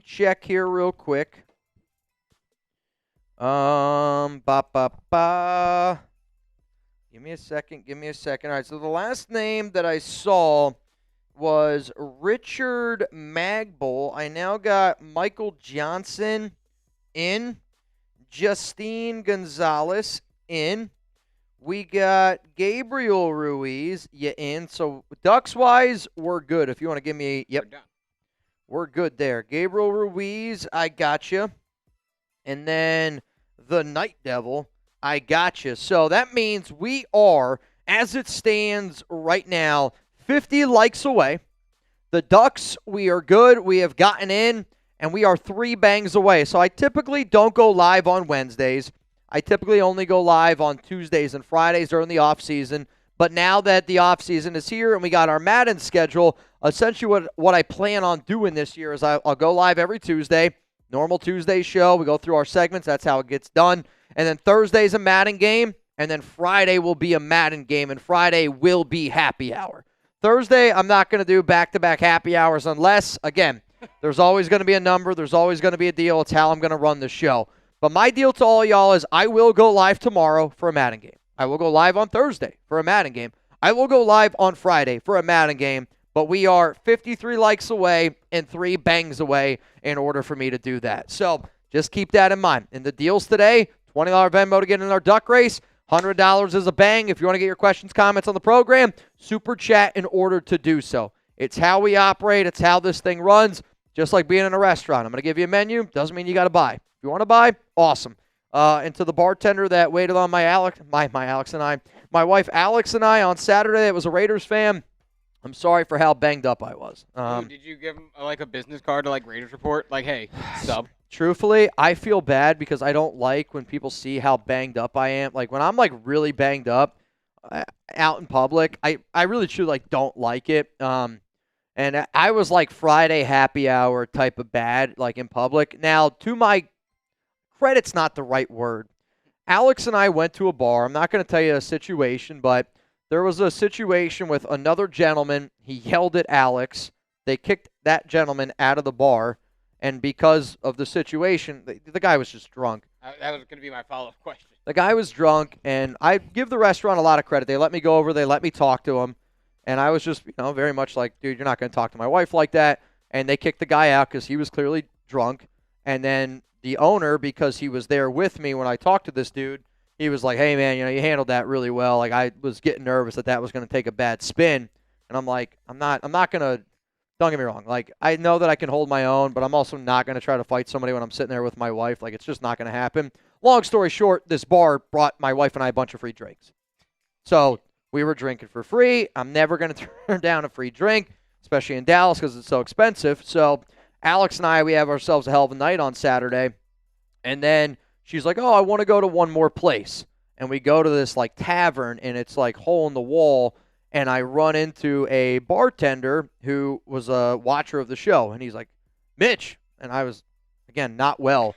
And he's like, oh, I watched the program. So, it was really cool to be able to run into somebody that watches the show. And to that bartender, if you ever see me, I got to come back, and we got to actually, meet because I don't want you to think that that's how I am. I was not well. Truthfully, I was so bad it's not funny.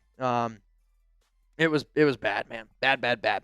All right, final segment coming up here on the Raiders Report. It's going to be around some surprise start candidates. So I typically always do a show called Surprise Cut Candidates, surprise trade candidates. Like, it's just a segment that I like to do in the offseason. So the players that we're going to talk about here are guys that when you think about them, probably not starters, but they could end up being starters on this roster. I just saw Rustin Long get in, and then my dad is also in this race. 20 to win, $250 here on the Raiders Report. Has your dad won one yet? My dad has won a few times. Yes. Okay. My dad has won a few times. And again, if you get mad at my dad winning the duck race, he sends in money just like all of y'all. It's completely random. And if you didn't know that it's random, then just type rigged down below, because I don't know what else to tell you. Spam rigged. Spam it. Spam it. All right, let's do this segment, and then I'll get into the super chats. I just saw that we got one. And then after that, we will do the duck race, and then I will hop on out of here. I'll give you guys one more opportunity to take advantage of our live Madden deal tomorrow. If it happens, it happens. If not, believe me, it does not. What are the guys arguing about in chat sports? Since you're free to chat, I know JOD could use some live community help. That's awesome. Is JOD going live by himself? No, I know Ethan's. I was going to say, I'm pretty sure. I think Ethan's with him. I don't think JOD does many self-produced. Yeah, I didn't think so. I didn't think so. What am I missing now? Because now they're just in chat sport or chit chat sport. I was going to say there's always funny battles going on in our comments here at Chat Sports. Venom, what's up? Venom in the building. Venom, I always laugh, dude, when it's like I drop that video at 9 o'clock in the morning. Most mornings, my time, and freaking Venom's already in there. What's up? That joke's been going on for a minute, bro. It's been going on for a minute, and I appreciate it. All right, y'all. Let's get it going here on the Raiders Report. We're going to get into some surprise starter candidates for the Raiders. So, player that you don't think is going to start, but could end up starting here for the Silver and Black. You ready to get it going? Yep. Getting what's it called? This is just Prize Picks. Yes. This is just Prize Picks, and we are going to do a cold open. Yeah, you just want to pause in between. I can just put the intro in. Okay. Sounds good. Okay. Sounds good. I bet it's Mendoza from Rebel. What do Rebel, you like to know? Rebel, I'll tell you this. I don't have Fernando Mendoza in this show. Could I have put Fernando in this show? Abso-freaking-positively. Yep. Without a doubt. It's definitely not John Gruden, I'll tell you that. So, you ready? You ready? Sorry, they are going at it right now. I can't either. All right, y'all. Sorry, there's an inside joke. You guys were talking about teeth or tooths earlier. There's a chat going on right now in our Slack channel here at Chat Sports. Yikes. All right. You ready? You guys ready? If you guys are ready, give me some Raiders down below. Let's talk about some surprise starter candidates right now here on the Raiders Report. Coming up today here on the Raiders Report, I'm going to give you some players that when you as a fan think about, you might not think of them as a starter. Thus, Raiders surprise starter candidates. Drop some names down below, because coming up here on the Raiders Report, I'm going to give you some names to at least keep an eye on, and a huge shout out to today's sponsor, Prize Picks. Raider Nation, it's Mitchell Rentz here, host of the Raiders Report, and today I'm going to be looking at 5 players on the roster that could start this upcoming season.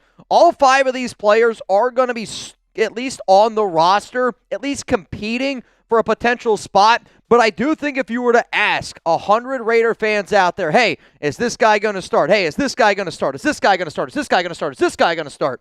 Most fans would end up saying no. So I'm just going to try to make an argument of why that player could be a starter for the Silver and Black. Let's go to the first name coming up here on the program, and it's going to be offensive guard Spencer Burford. Burford at 6'4", 300 pounds, big boy on the interior. He started 10 games last season and allowed 2 sacks with the San Francisco 49ers. But the reason why I think Burford needs to be on everybody's radar is because the Raiders brought him in this offseason. They gave him a 1-year, $3.1 million contract with the Silver and Black. He is mainly an offensive guard, but I do know the Raiders at least value just flexibility, and he did play offensive tackle in a pinch when needed for the 49ers when Trent Williams went down, but it's not really what you want to see him doing. You don't really want to see him play an offensive tackle, but it's the fact that he can play left guard, the fact that he can play right guard, that allows him to potentially get a spot, right? I anticipate JPJ to be the other starting guard, but if I were to ask you, is JPJ going to play right guard or is he going to play left guard?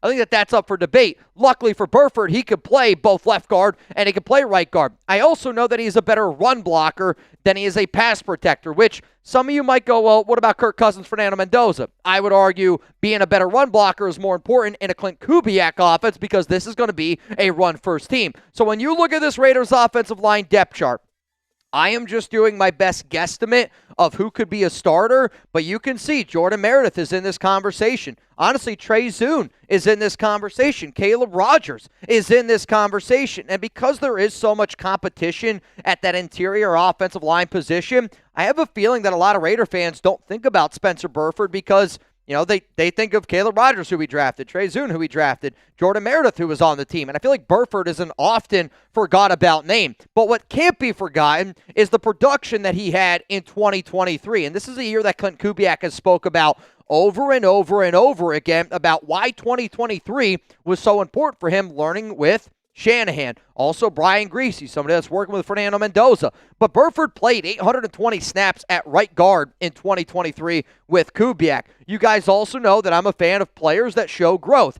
And whether you want to admit it or not, Burford has been able to show the improvement that he's gotten better and better and better every single year that he's been in the NFL. Those PFF numbers, I do think that honestly prove that. But because he is a offensive guard, and because he brings that tough FU style of blocking that I know Kubiak likes, and because offensive guard left and right is very much so up for grabs, I believe Spencer Burford is absolutely positively a starter candidate for the Las Vegas Raiders. And I think if you were to tell a lot of Raider fans that, hey, Spencer Burford could start this season for the Silver and Black, that's a surprise starter candidate. So I want you to think about other potential surprise starter candidates in your mind if you haven't already gone down in the comments section and give me an answer. If you're also down there in the comments section, you're probably going to notice there's going to be a link, and it's going to be a Prize Picks link. They're our presenting sponsor on this show, and they're going to be our presenting sponsor on every show we do in the year of 2025. Prize Picks showed up and showed out, and I hope that you guys do the exact same. If you know ball, put your money where your mouth is. Get $50 instantly in lineups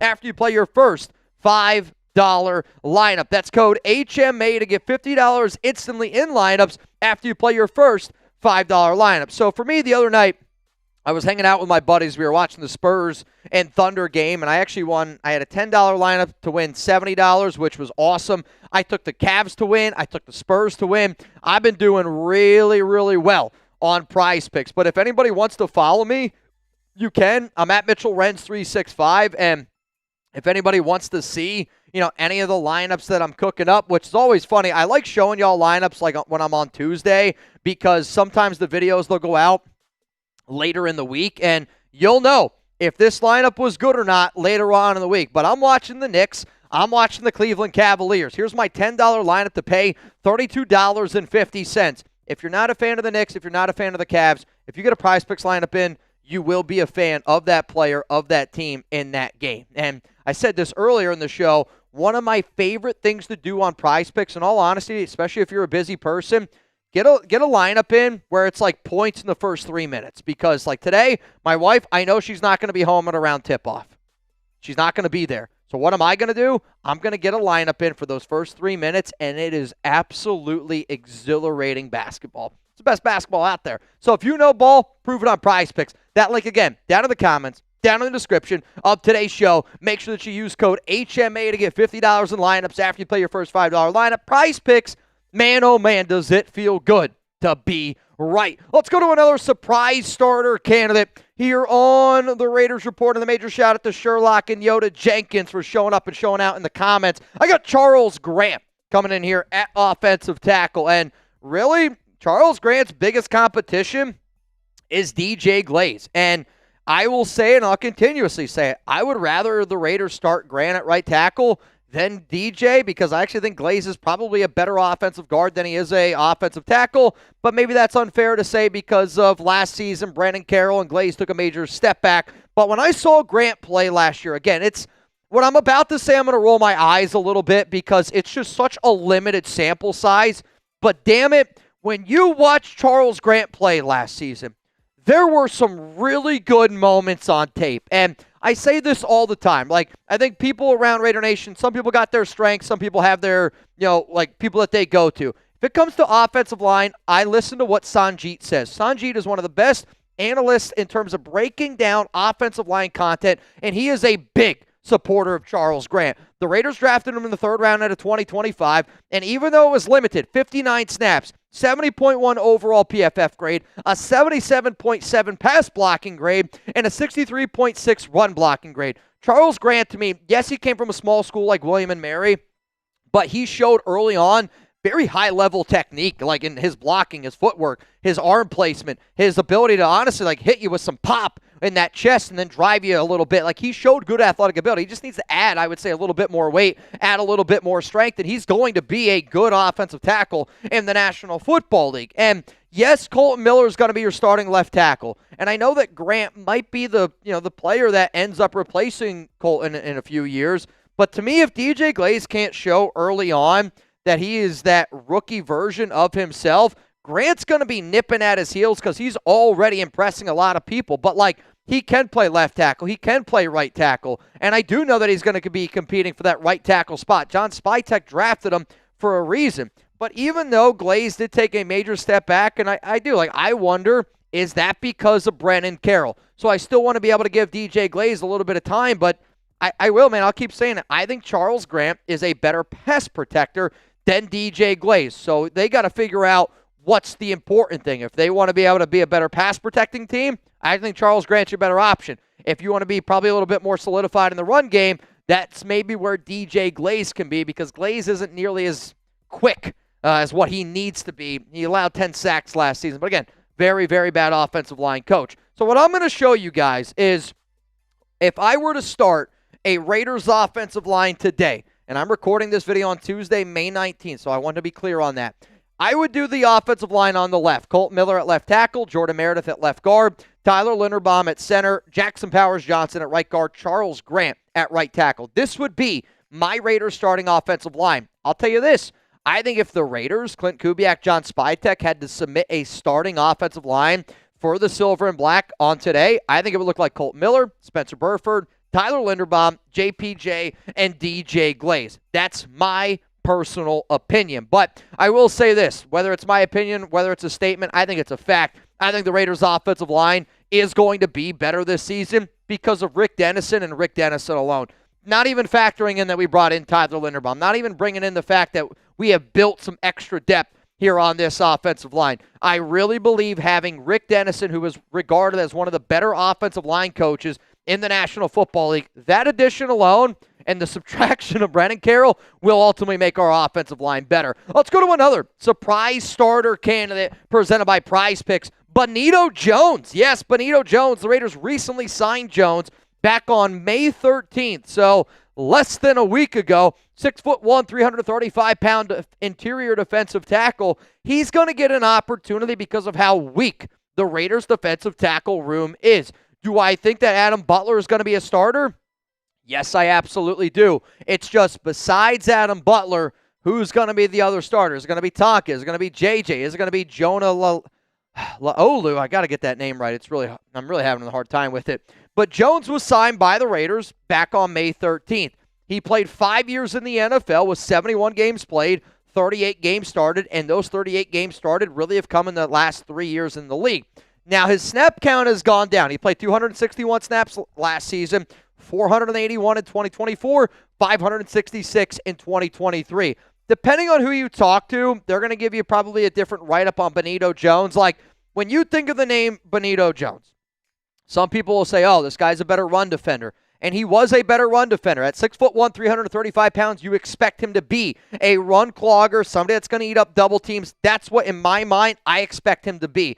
But honestly, when you watch the tape on Jones, he's done a better job creating interior pass rush than he has stopping the run. Like, I actually, his past 2 years in the league, he's been pretty damn bad at stopping the run. But at least just creating interior push to then open up spots for other people, he's done that better. And I do think that that's something that the Raiders do need to be able to figure out and be able to do. But, like, you know, outside of Adam Butler, there's not a lot of talent on this defensive tackle roster. And I hate to say it, but I do really, truly believe that this is one of the worst defensive tackle groups in the National Football League. The Raiders drafted Cleveland. You got Pegues, you got Tonka Hemingway. Like, where exactly are we going to go with certain positions here on this group? And, you know, Jonah La'alu, I want to believe in him. I really do. But then I also think there's probably a reason why the Raiders brought him in. And I look at coaching connections a lot. Like the fact that Benito Jones was on the same roster with Rob Leonard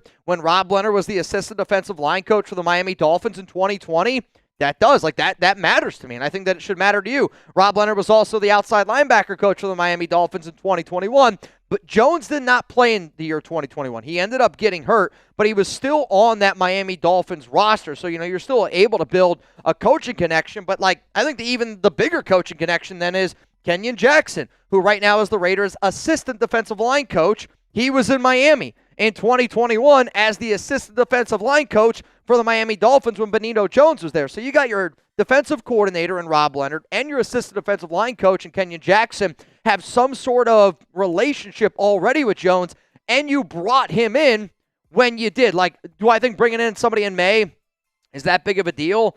No, typically not.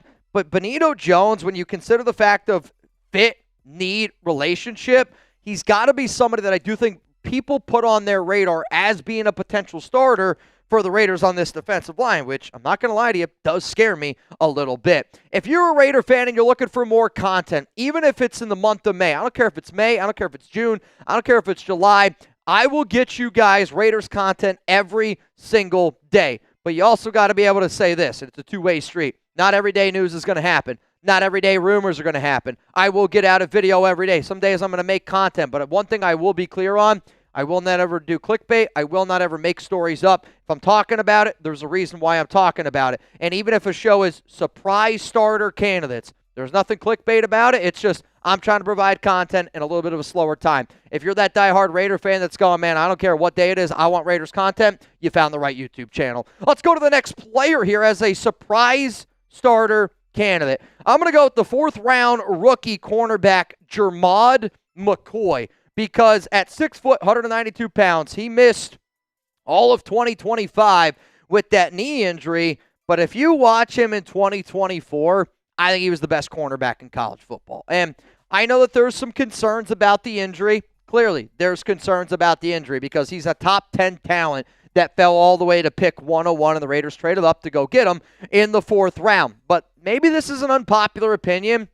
If we're in Madden land and you turn the injuries off on Jermod McCoy, he's the best cornerback on the Las Vegas Raiders. That's not a disrespect to Eric Stokes. That's me looking at you going, I really, truly believe if 100% healthy, Jermod McCoy is the best cornerback on the silver and black.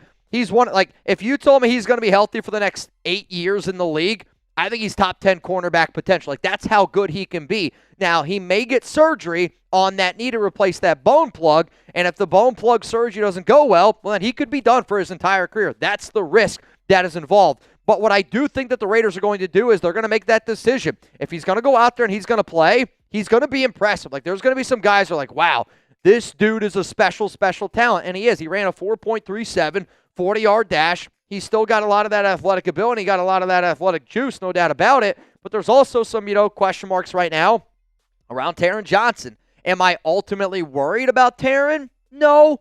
I'm pretty confident that Johnson's going to be able to figure out, he's going to get some money. The Raiders are going to be able to meet in the middle. We're going to be good. It's going to be all happy. But, like, to me, McCoy, Eric Stokes, Taron Johnson, I don't know what exactly it means for Darian Porter because, Clint Kubiak did not draft Darian Porter. To Cameron Richardson, he's on the outside looking in.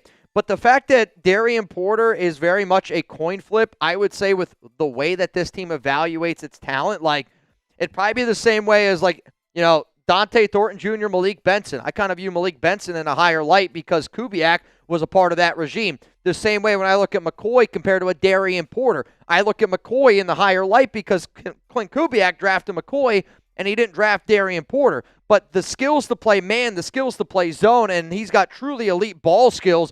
The Raiders cornerback room, it's young, it's unproven. It just smells like Jermod McCoy could absolutely positively be a Raider starter this upcoming season. Coming up next, though, on the program, we got our last and final surprise starter candidate for Las Vegas this upcoming season. Before I get into that name, I do want you all to know I'm always going to be showing you guys Raiders Report gear when we have it. If you're looking for a hat, if you're looking for a t-shirt, if you're looking for a hoodie, if you're looking for a pint glass, if you're looking for a coffee mug, if you love the Raiders Report and you want to be able to support us and what we do here as a company, chatsports.com/RR shop. And I'll be real with you. I don't always show the most up-to-date things that we have.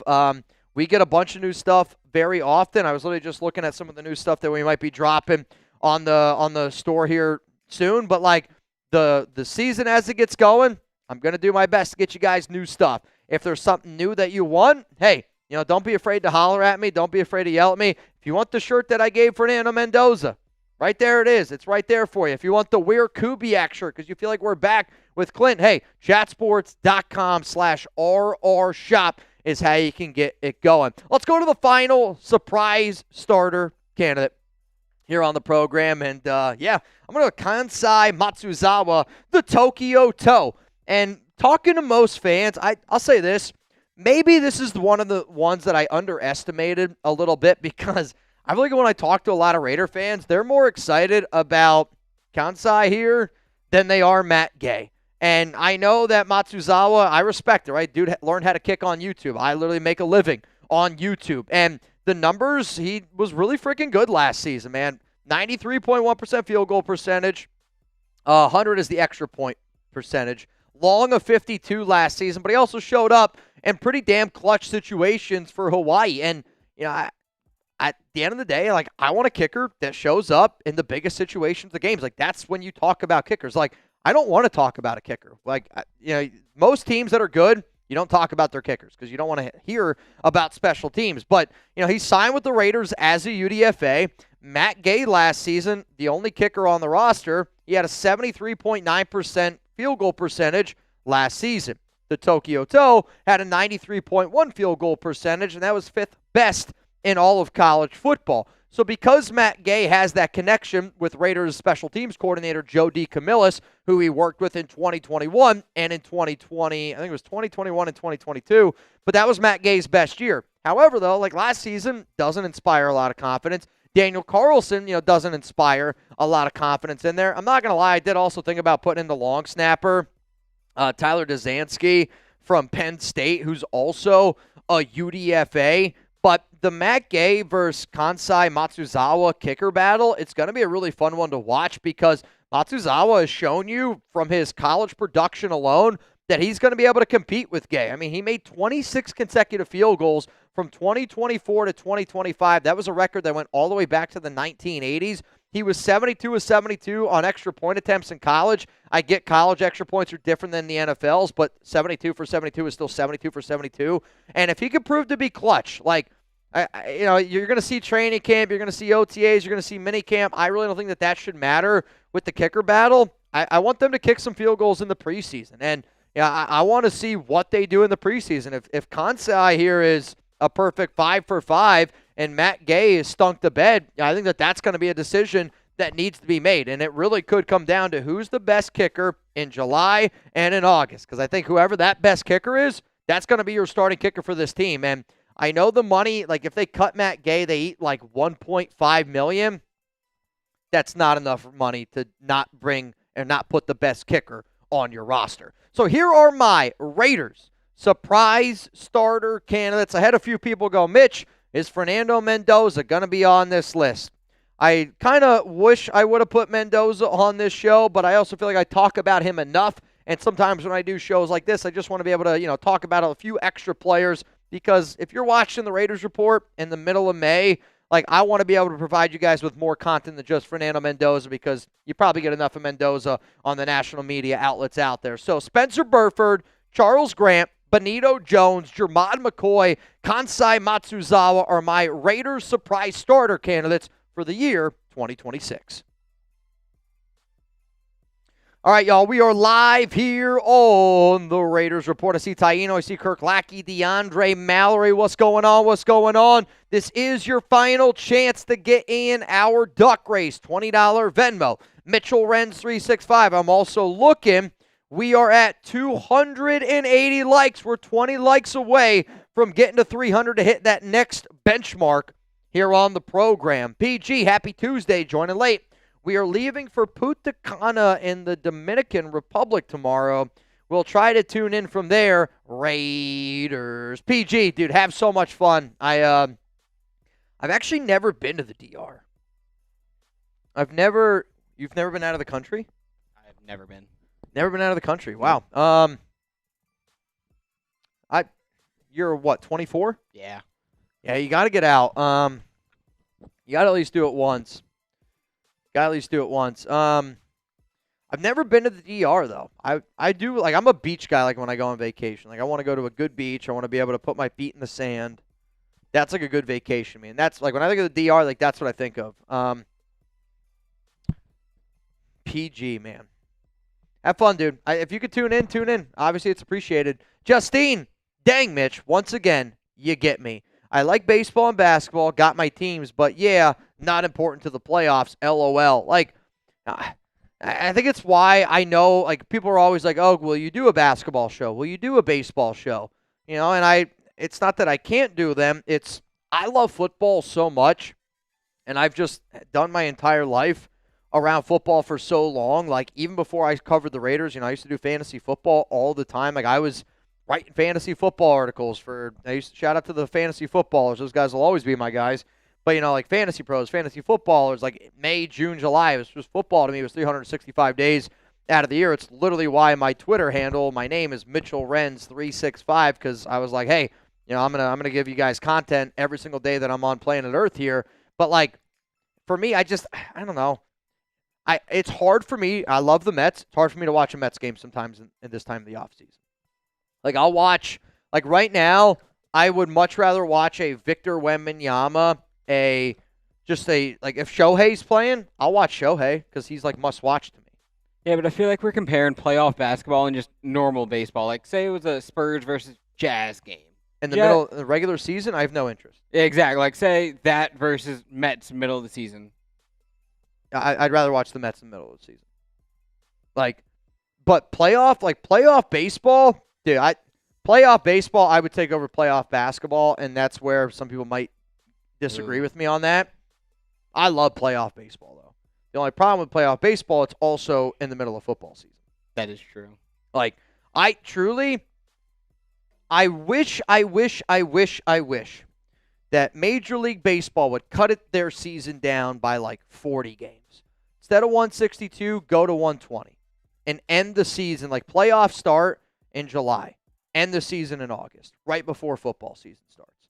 Like, in my mind, I know that that's not conventional, and I love October baseball, but I'm also like, I think baseball would do a lot better because then you're not really going to compete with the NFL because, I'm sorry, they're never going to compete with the NFL. Yeah, the only event they have that could possibly compete with the NFL is the World Series. But even that, like, the World Series compared to, like, a normal football game, it's not even close. Oh, yeah, when you look at the ratings. A normal football game blows it out of the water. Now, there's obviously, depending on, like, which teams are involved, the fact that the Dodgers have been involved, that's a bigger market, like, that'll help. But, again, like, and I played baseball my entire life. It's hard for me to watch baseball in April, May, June. Even July is tough. See, April isn't that bad for me, at least, because it's like there's still hope in the air, you know. You just got it back. And now, like, getting into May, and you're like, okay, my team's starting to tail off already. See, it's getting tough. Sherlock said 142. Sure, I'm going like 120. I'm cutting out 40 games because that way you cut out October, you cut out September, and you can kind of get into more playoff baseball July into August. Mm-hmm. And I know, like, preseason football is going on, but you're telling me, like, I also think from being a baseball player and being up north, like playing baseball in like 40-degree weather, it kind of sucks. It's miserable. It really kind of sucks. Injuries happen, and these guys are making all this money, and I get it's important, but I know baseball is just it's a history, and you can't change the history. But I actually think baseball might do better in the grand scheme of things. I really do. Can control life. He can control it. Raider Nation for life. Can control life. Shout out to you, man. Mitch, UFL is going on week 9. Mitch, UFL is going on week 9 of the UFL season. But that's the other part. Like, the UFL, I find myself watching from time to time, but it's also a... You're better than me. I cannot watch the UFL, the XFL. Like, I can't do it. I watch sometimes. Like, again, the problem with it is, though, it's what are you expecting? Like, if you're expecting good football, yeah, you're not going to see it. You know, like you're not going to see it. Now, there's some times where like a guy will make a good play here and there, but it's just a different level. But it's also the off season. There's nothing else on TV. Yeah. Like UFL or the Mets, I'll pick the Mets. Oh, 100%. Yeah, but that's if it's UFL or I'll just say it. UFL or like WNBA, I'll probably pick UFL. I probably just wouldn't watch sports that day. I'd take an off day. Well, I mean, there's certain people that I would watch. Like if Caitlin Clark's playing, if Asia Wilson's playing, like I'll watch them. If I need the more on rebounds, if I need Angel Reese to grab 14.5 boards, you know, then I'll do that. But yeah. Sorry, my wife just called me. I don't know what she needs. She said, stop talking shit about the WNBA. We're going to a Wings game. There's no chance. There's no chance, no chance, no chance. All right, y'all. Final chance for you guys to get in our duck race here on the Raiders Report. It's a $20 Venmo. Last time that I checked, winner would go home with $250 here on the Raiders Report. I see a few extra people just got in, which I see Philip Bogert in, Sean Irish in, Corey Shepard in, Justine Gonzalez in, LA Crash, I got you in, and then my guy, what up, Hong, also in, 22 win, $310 here on the program. 20 to win, $310 on the program. I got you. Suave, I wanted to watch the WNBA yesterday for the first time. Then I need a peacock. Won't be watching. God, that pissed me off the other day too. I tried to watch a little bit of the Dream games, like 'cause Angel Reese was getting close on her boards, and I was like, oh, I need that. They tried to get me to buy WNBA League Pass. No. Not spending the money.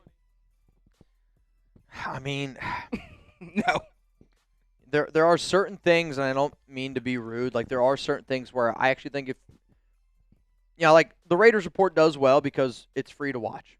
If I was like, hey, I need you to buy, I don't know, NFL League Pass to watch the Raiders Report, I don't think people would watch it as much.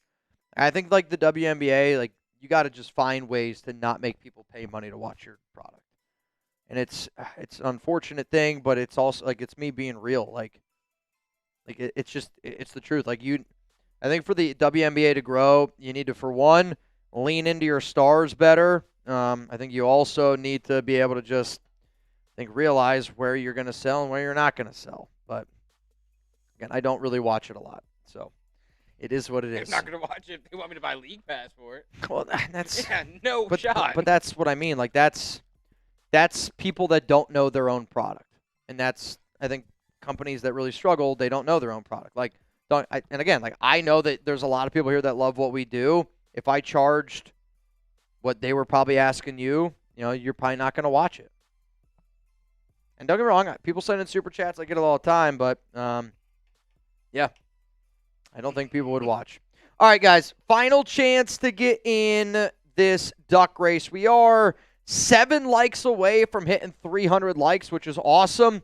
I will say I don't know if we're going to get to the bang deal. I did say I would go live tomorrow here on the Raiders Report. We need 3 bangs in order to do it because I think we're going to end up getting to the likes number that we needed to get to.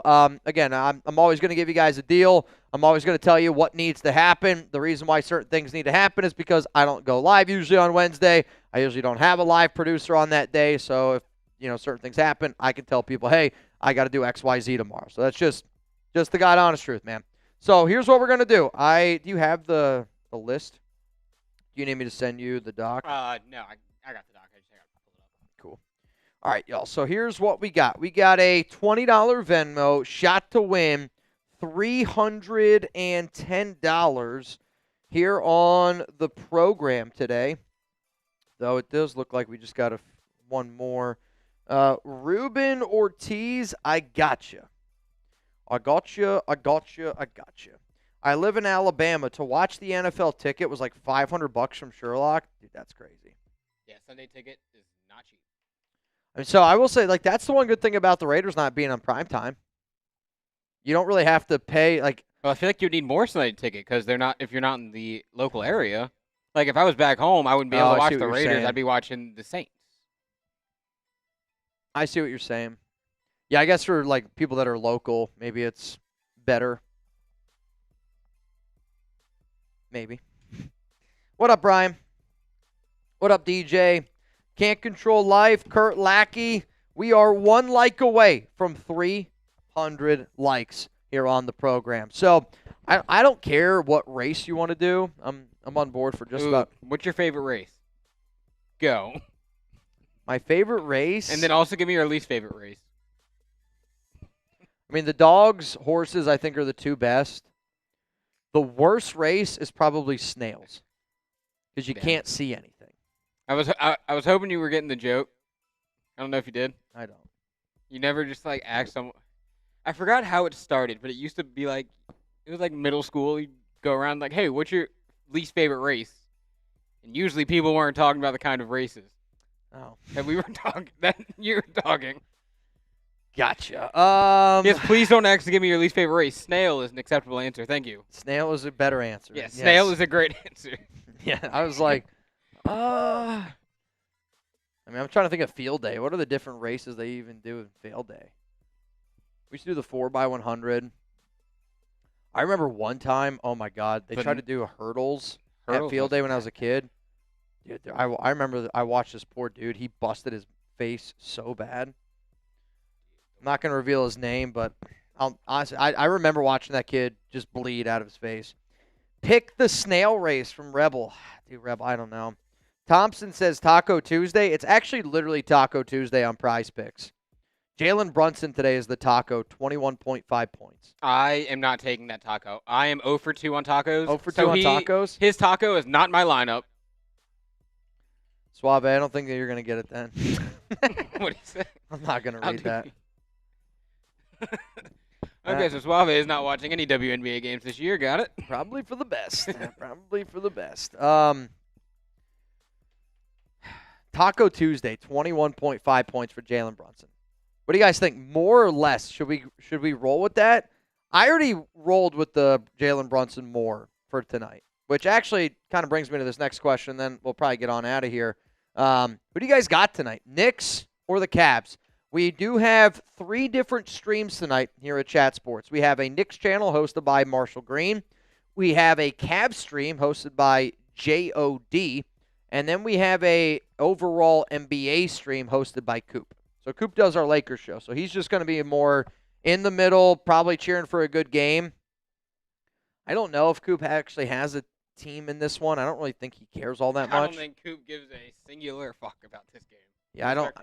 I don't think he cares who wins. Yeah, cares who wins, I should say. I think he will enjoy the game. Okay. I don't think he has any skin in the game unless it's like a Prize Picks line. Yeah, unless he's got some money or something rolling with that. I'm going to be rooting for the Knicks. So I hope the Knicks can end up getting a dub. It's been a fun run for the Cavs. I will say, no matter what, I want Game 7. I want 7 games. I want 7 games. Like, I want 7 games from Spurs Thunder. I want 7 games from Knicks Cavs. I would like 7 games from Knicks Cavs. I need 7 games from Spurs Thunder. I will sacrifice Knicks Cavs. It can be 4 games. I don't care. As long as we get 7 Yes, for as long as we Spurs get Thunder. 7 from Spurs Thunder. I will sacrifice Knicks Cavs. I don't care who wins the series, but I will sacrifice the series for 7 Spurs I don't Thunder. disagree with that logic. I mean, I definitely want 7 games for Spurs Thunder more. What do you guys think? Who you got? Knicks, Cavs. Let me know down below for tonight's ball game. 7 games is awesome, do or die. I mean, a game 7, there's not many better things than a game 7. I know, like, football, obviously it's much more difficult, but that would be fun if they could figure out a way to do, like, best of 3. I don't know how it would be even possible. Season would be 365 days at that point. Not what so much content, though. Not what I expected. I don't know if we've ever done this race. I'm hoping this one has the same effect as snails, but not snails. All right, let me see here. That's the goal here. Let's see if anybody else got in. Just want to double check. My phone's loading. All right, can you just add LCA for me? And then we should be good. All right, so this is going to be winner's going to go home with $330. Winner's going home, $330. 3, 2, 1. Let's get it going. Oh, they're actually kind of moving for turtles. I was going to say, these guys are this is already off to a much better start than snails. Already. Richard Black. You want to know his favorite race? My dad's got a lead right now. My dad's got his favorite race, too. The Night Devil here out to a lead now. Who's this in the back end? Sean Irish. All right. I mean, Chadwick Howard, you look really happy, really excited. You got some blush on for this race. Dude, you know what we got to do? We got to go live on, like... I have no idea who that person is. We got to go live on, like, a Thursday, get all the contestants for a duck race, then go live on Friday and do, like, a 3-4-hour duck race. And we just check on it throughout the show. It's like, oh, who's leading now? That would be insanity. It's like, let's check back with the ducks. An hour-long duck race. Gabriel! I think it's going to be Gabriel, unless Sean can catch up. Nope, It's going to be Gabriel. Gabriel Ruiz with the win. I'll tell you what, Gabriel's been he's been a lucky turtle. I feel like I remember that name. Gabriel 7 days ago won $260. Dude, he's on a streak. And then in April, also won $260. In March, won $210. So Gabriel's full-time job is duck race winner at Raiders Report by Chat Sports. I'll say this, though. Gabriel does spend. But I would like to say that he's made his money back. Only you know, Gabriel. Only you know. Gabriel, if you could please confirm that you just received $330, that would be much, much obliged. You don't have to push that one. Suavemente, thank you for the $2 super chat. Yeah, Suave, thank you, bro. I just, you put somebody's name in there. I'm not going to do that. We appreciate it. Sean says, still never won a damn race. Sean, I would like to say keep playing, but then again, I've never lost every time, so I also never raced. So actually, that's not true. I've raced a few times. Gotten the Mitchell Rins in there. Chugs and I have done some racing. All right, y'all. I'm getting ready to hop on out of here. Greatly appreciate each and every one of y'all for tuning in, pulling up today. I know there's not a lot of Raiders content that's happening right now, but I hope that you appreciate what my team and I are always going to try to do. We're going to try to have a good time. We're going to try to keep you guys entertained, even in the off season, because I want you to know that I'm not going to give up on you. Just like I hope that you guys never give up on me either. So the next time that you guys are going to see me live here on this program is going to be on Thursday. I will be doing a Madden watch party, week 2, up against the Los Angeles Chargers. I'll probably be live that day for like 2-ish hours, maybe 3 hours, depending on how the stream goes. And then I'll be back again on Friday for Friday Happy Hour. But that's going to be week 3, Raiders Saints. Are you with me this Friday? I'm with you Thursday and Friday. Okay. That Friday game is going to be fun. Raiders Saints action. It's a good game. Maybe I shouldn't have let Lopez run the sim. I don't know. It's a good game. It's a good game. That makes me even more nervous. So, all right, y'all. If you could, go support Uh-oh. Hang on. Schefter just put something out here on Rice. If you guys could go support our Knicks channel, our Cavs channel. It's just an article yeah, that it's he literally posts, just it's a bunch of nothing. It's a bunch of nothing. All right, y'all. Let's go, Knicks. Hope it's a good game. I want 7 games. Peace out. Lopez, shout out to you. Shout out to everybody here in the building. And have yourself a hell of a night.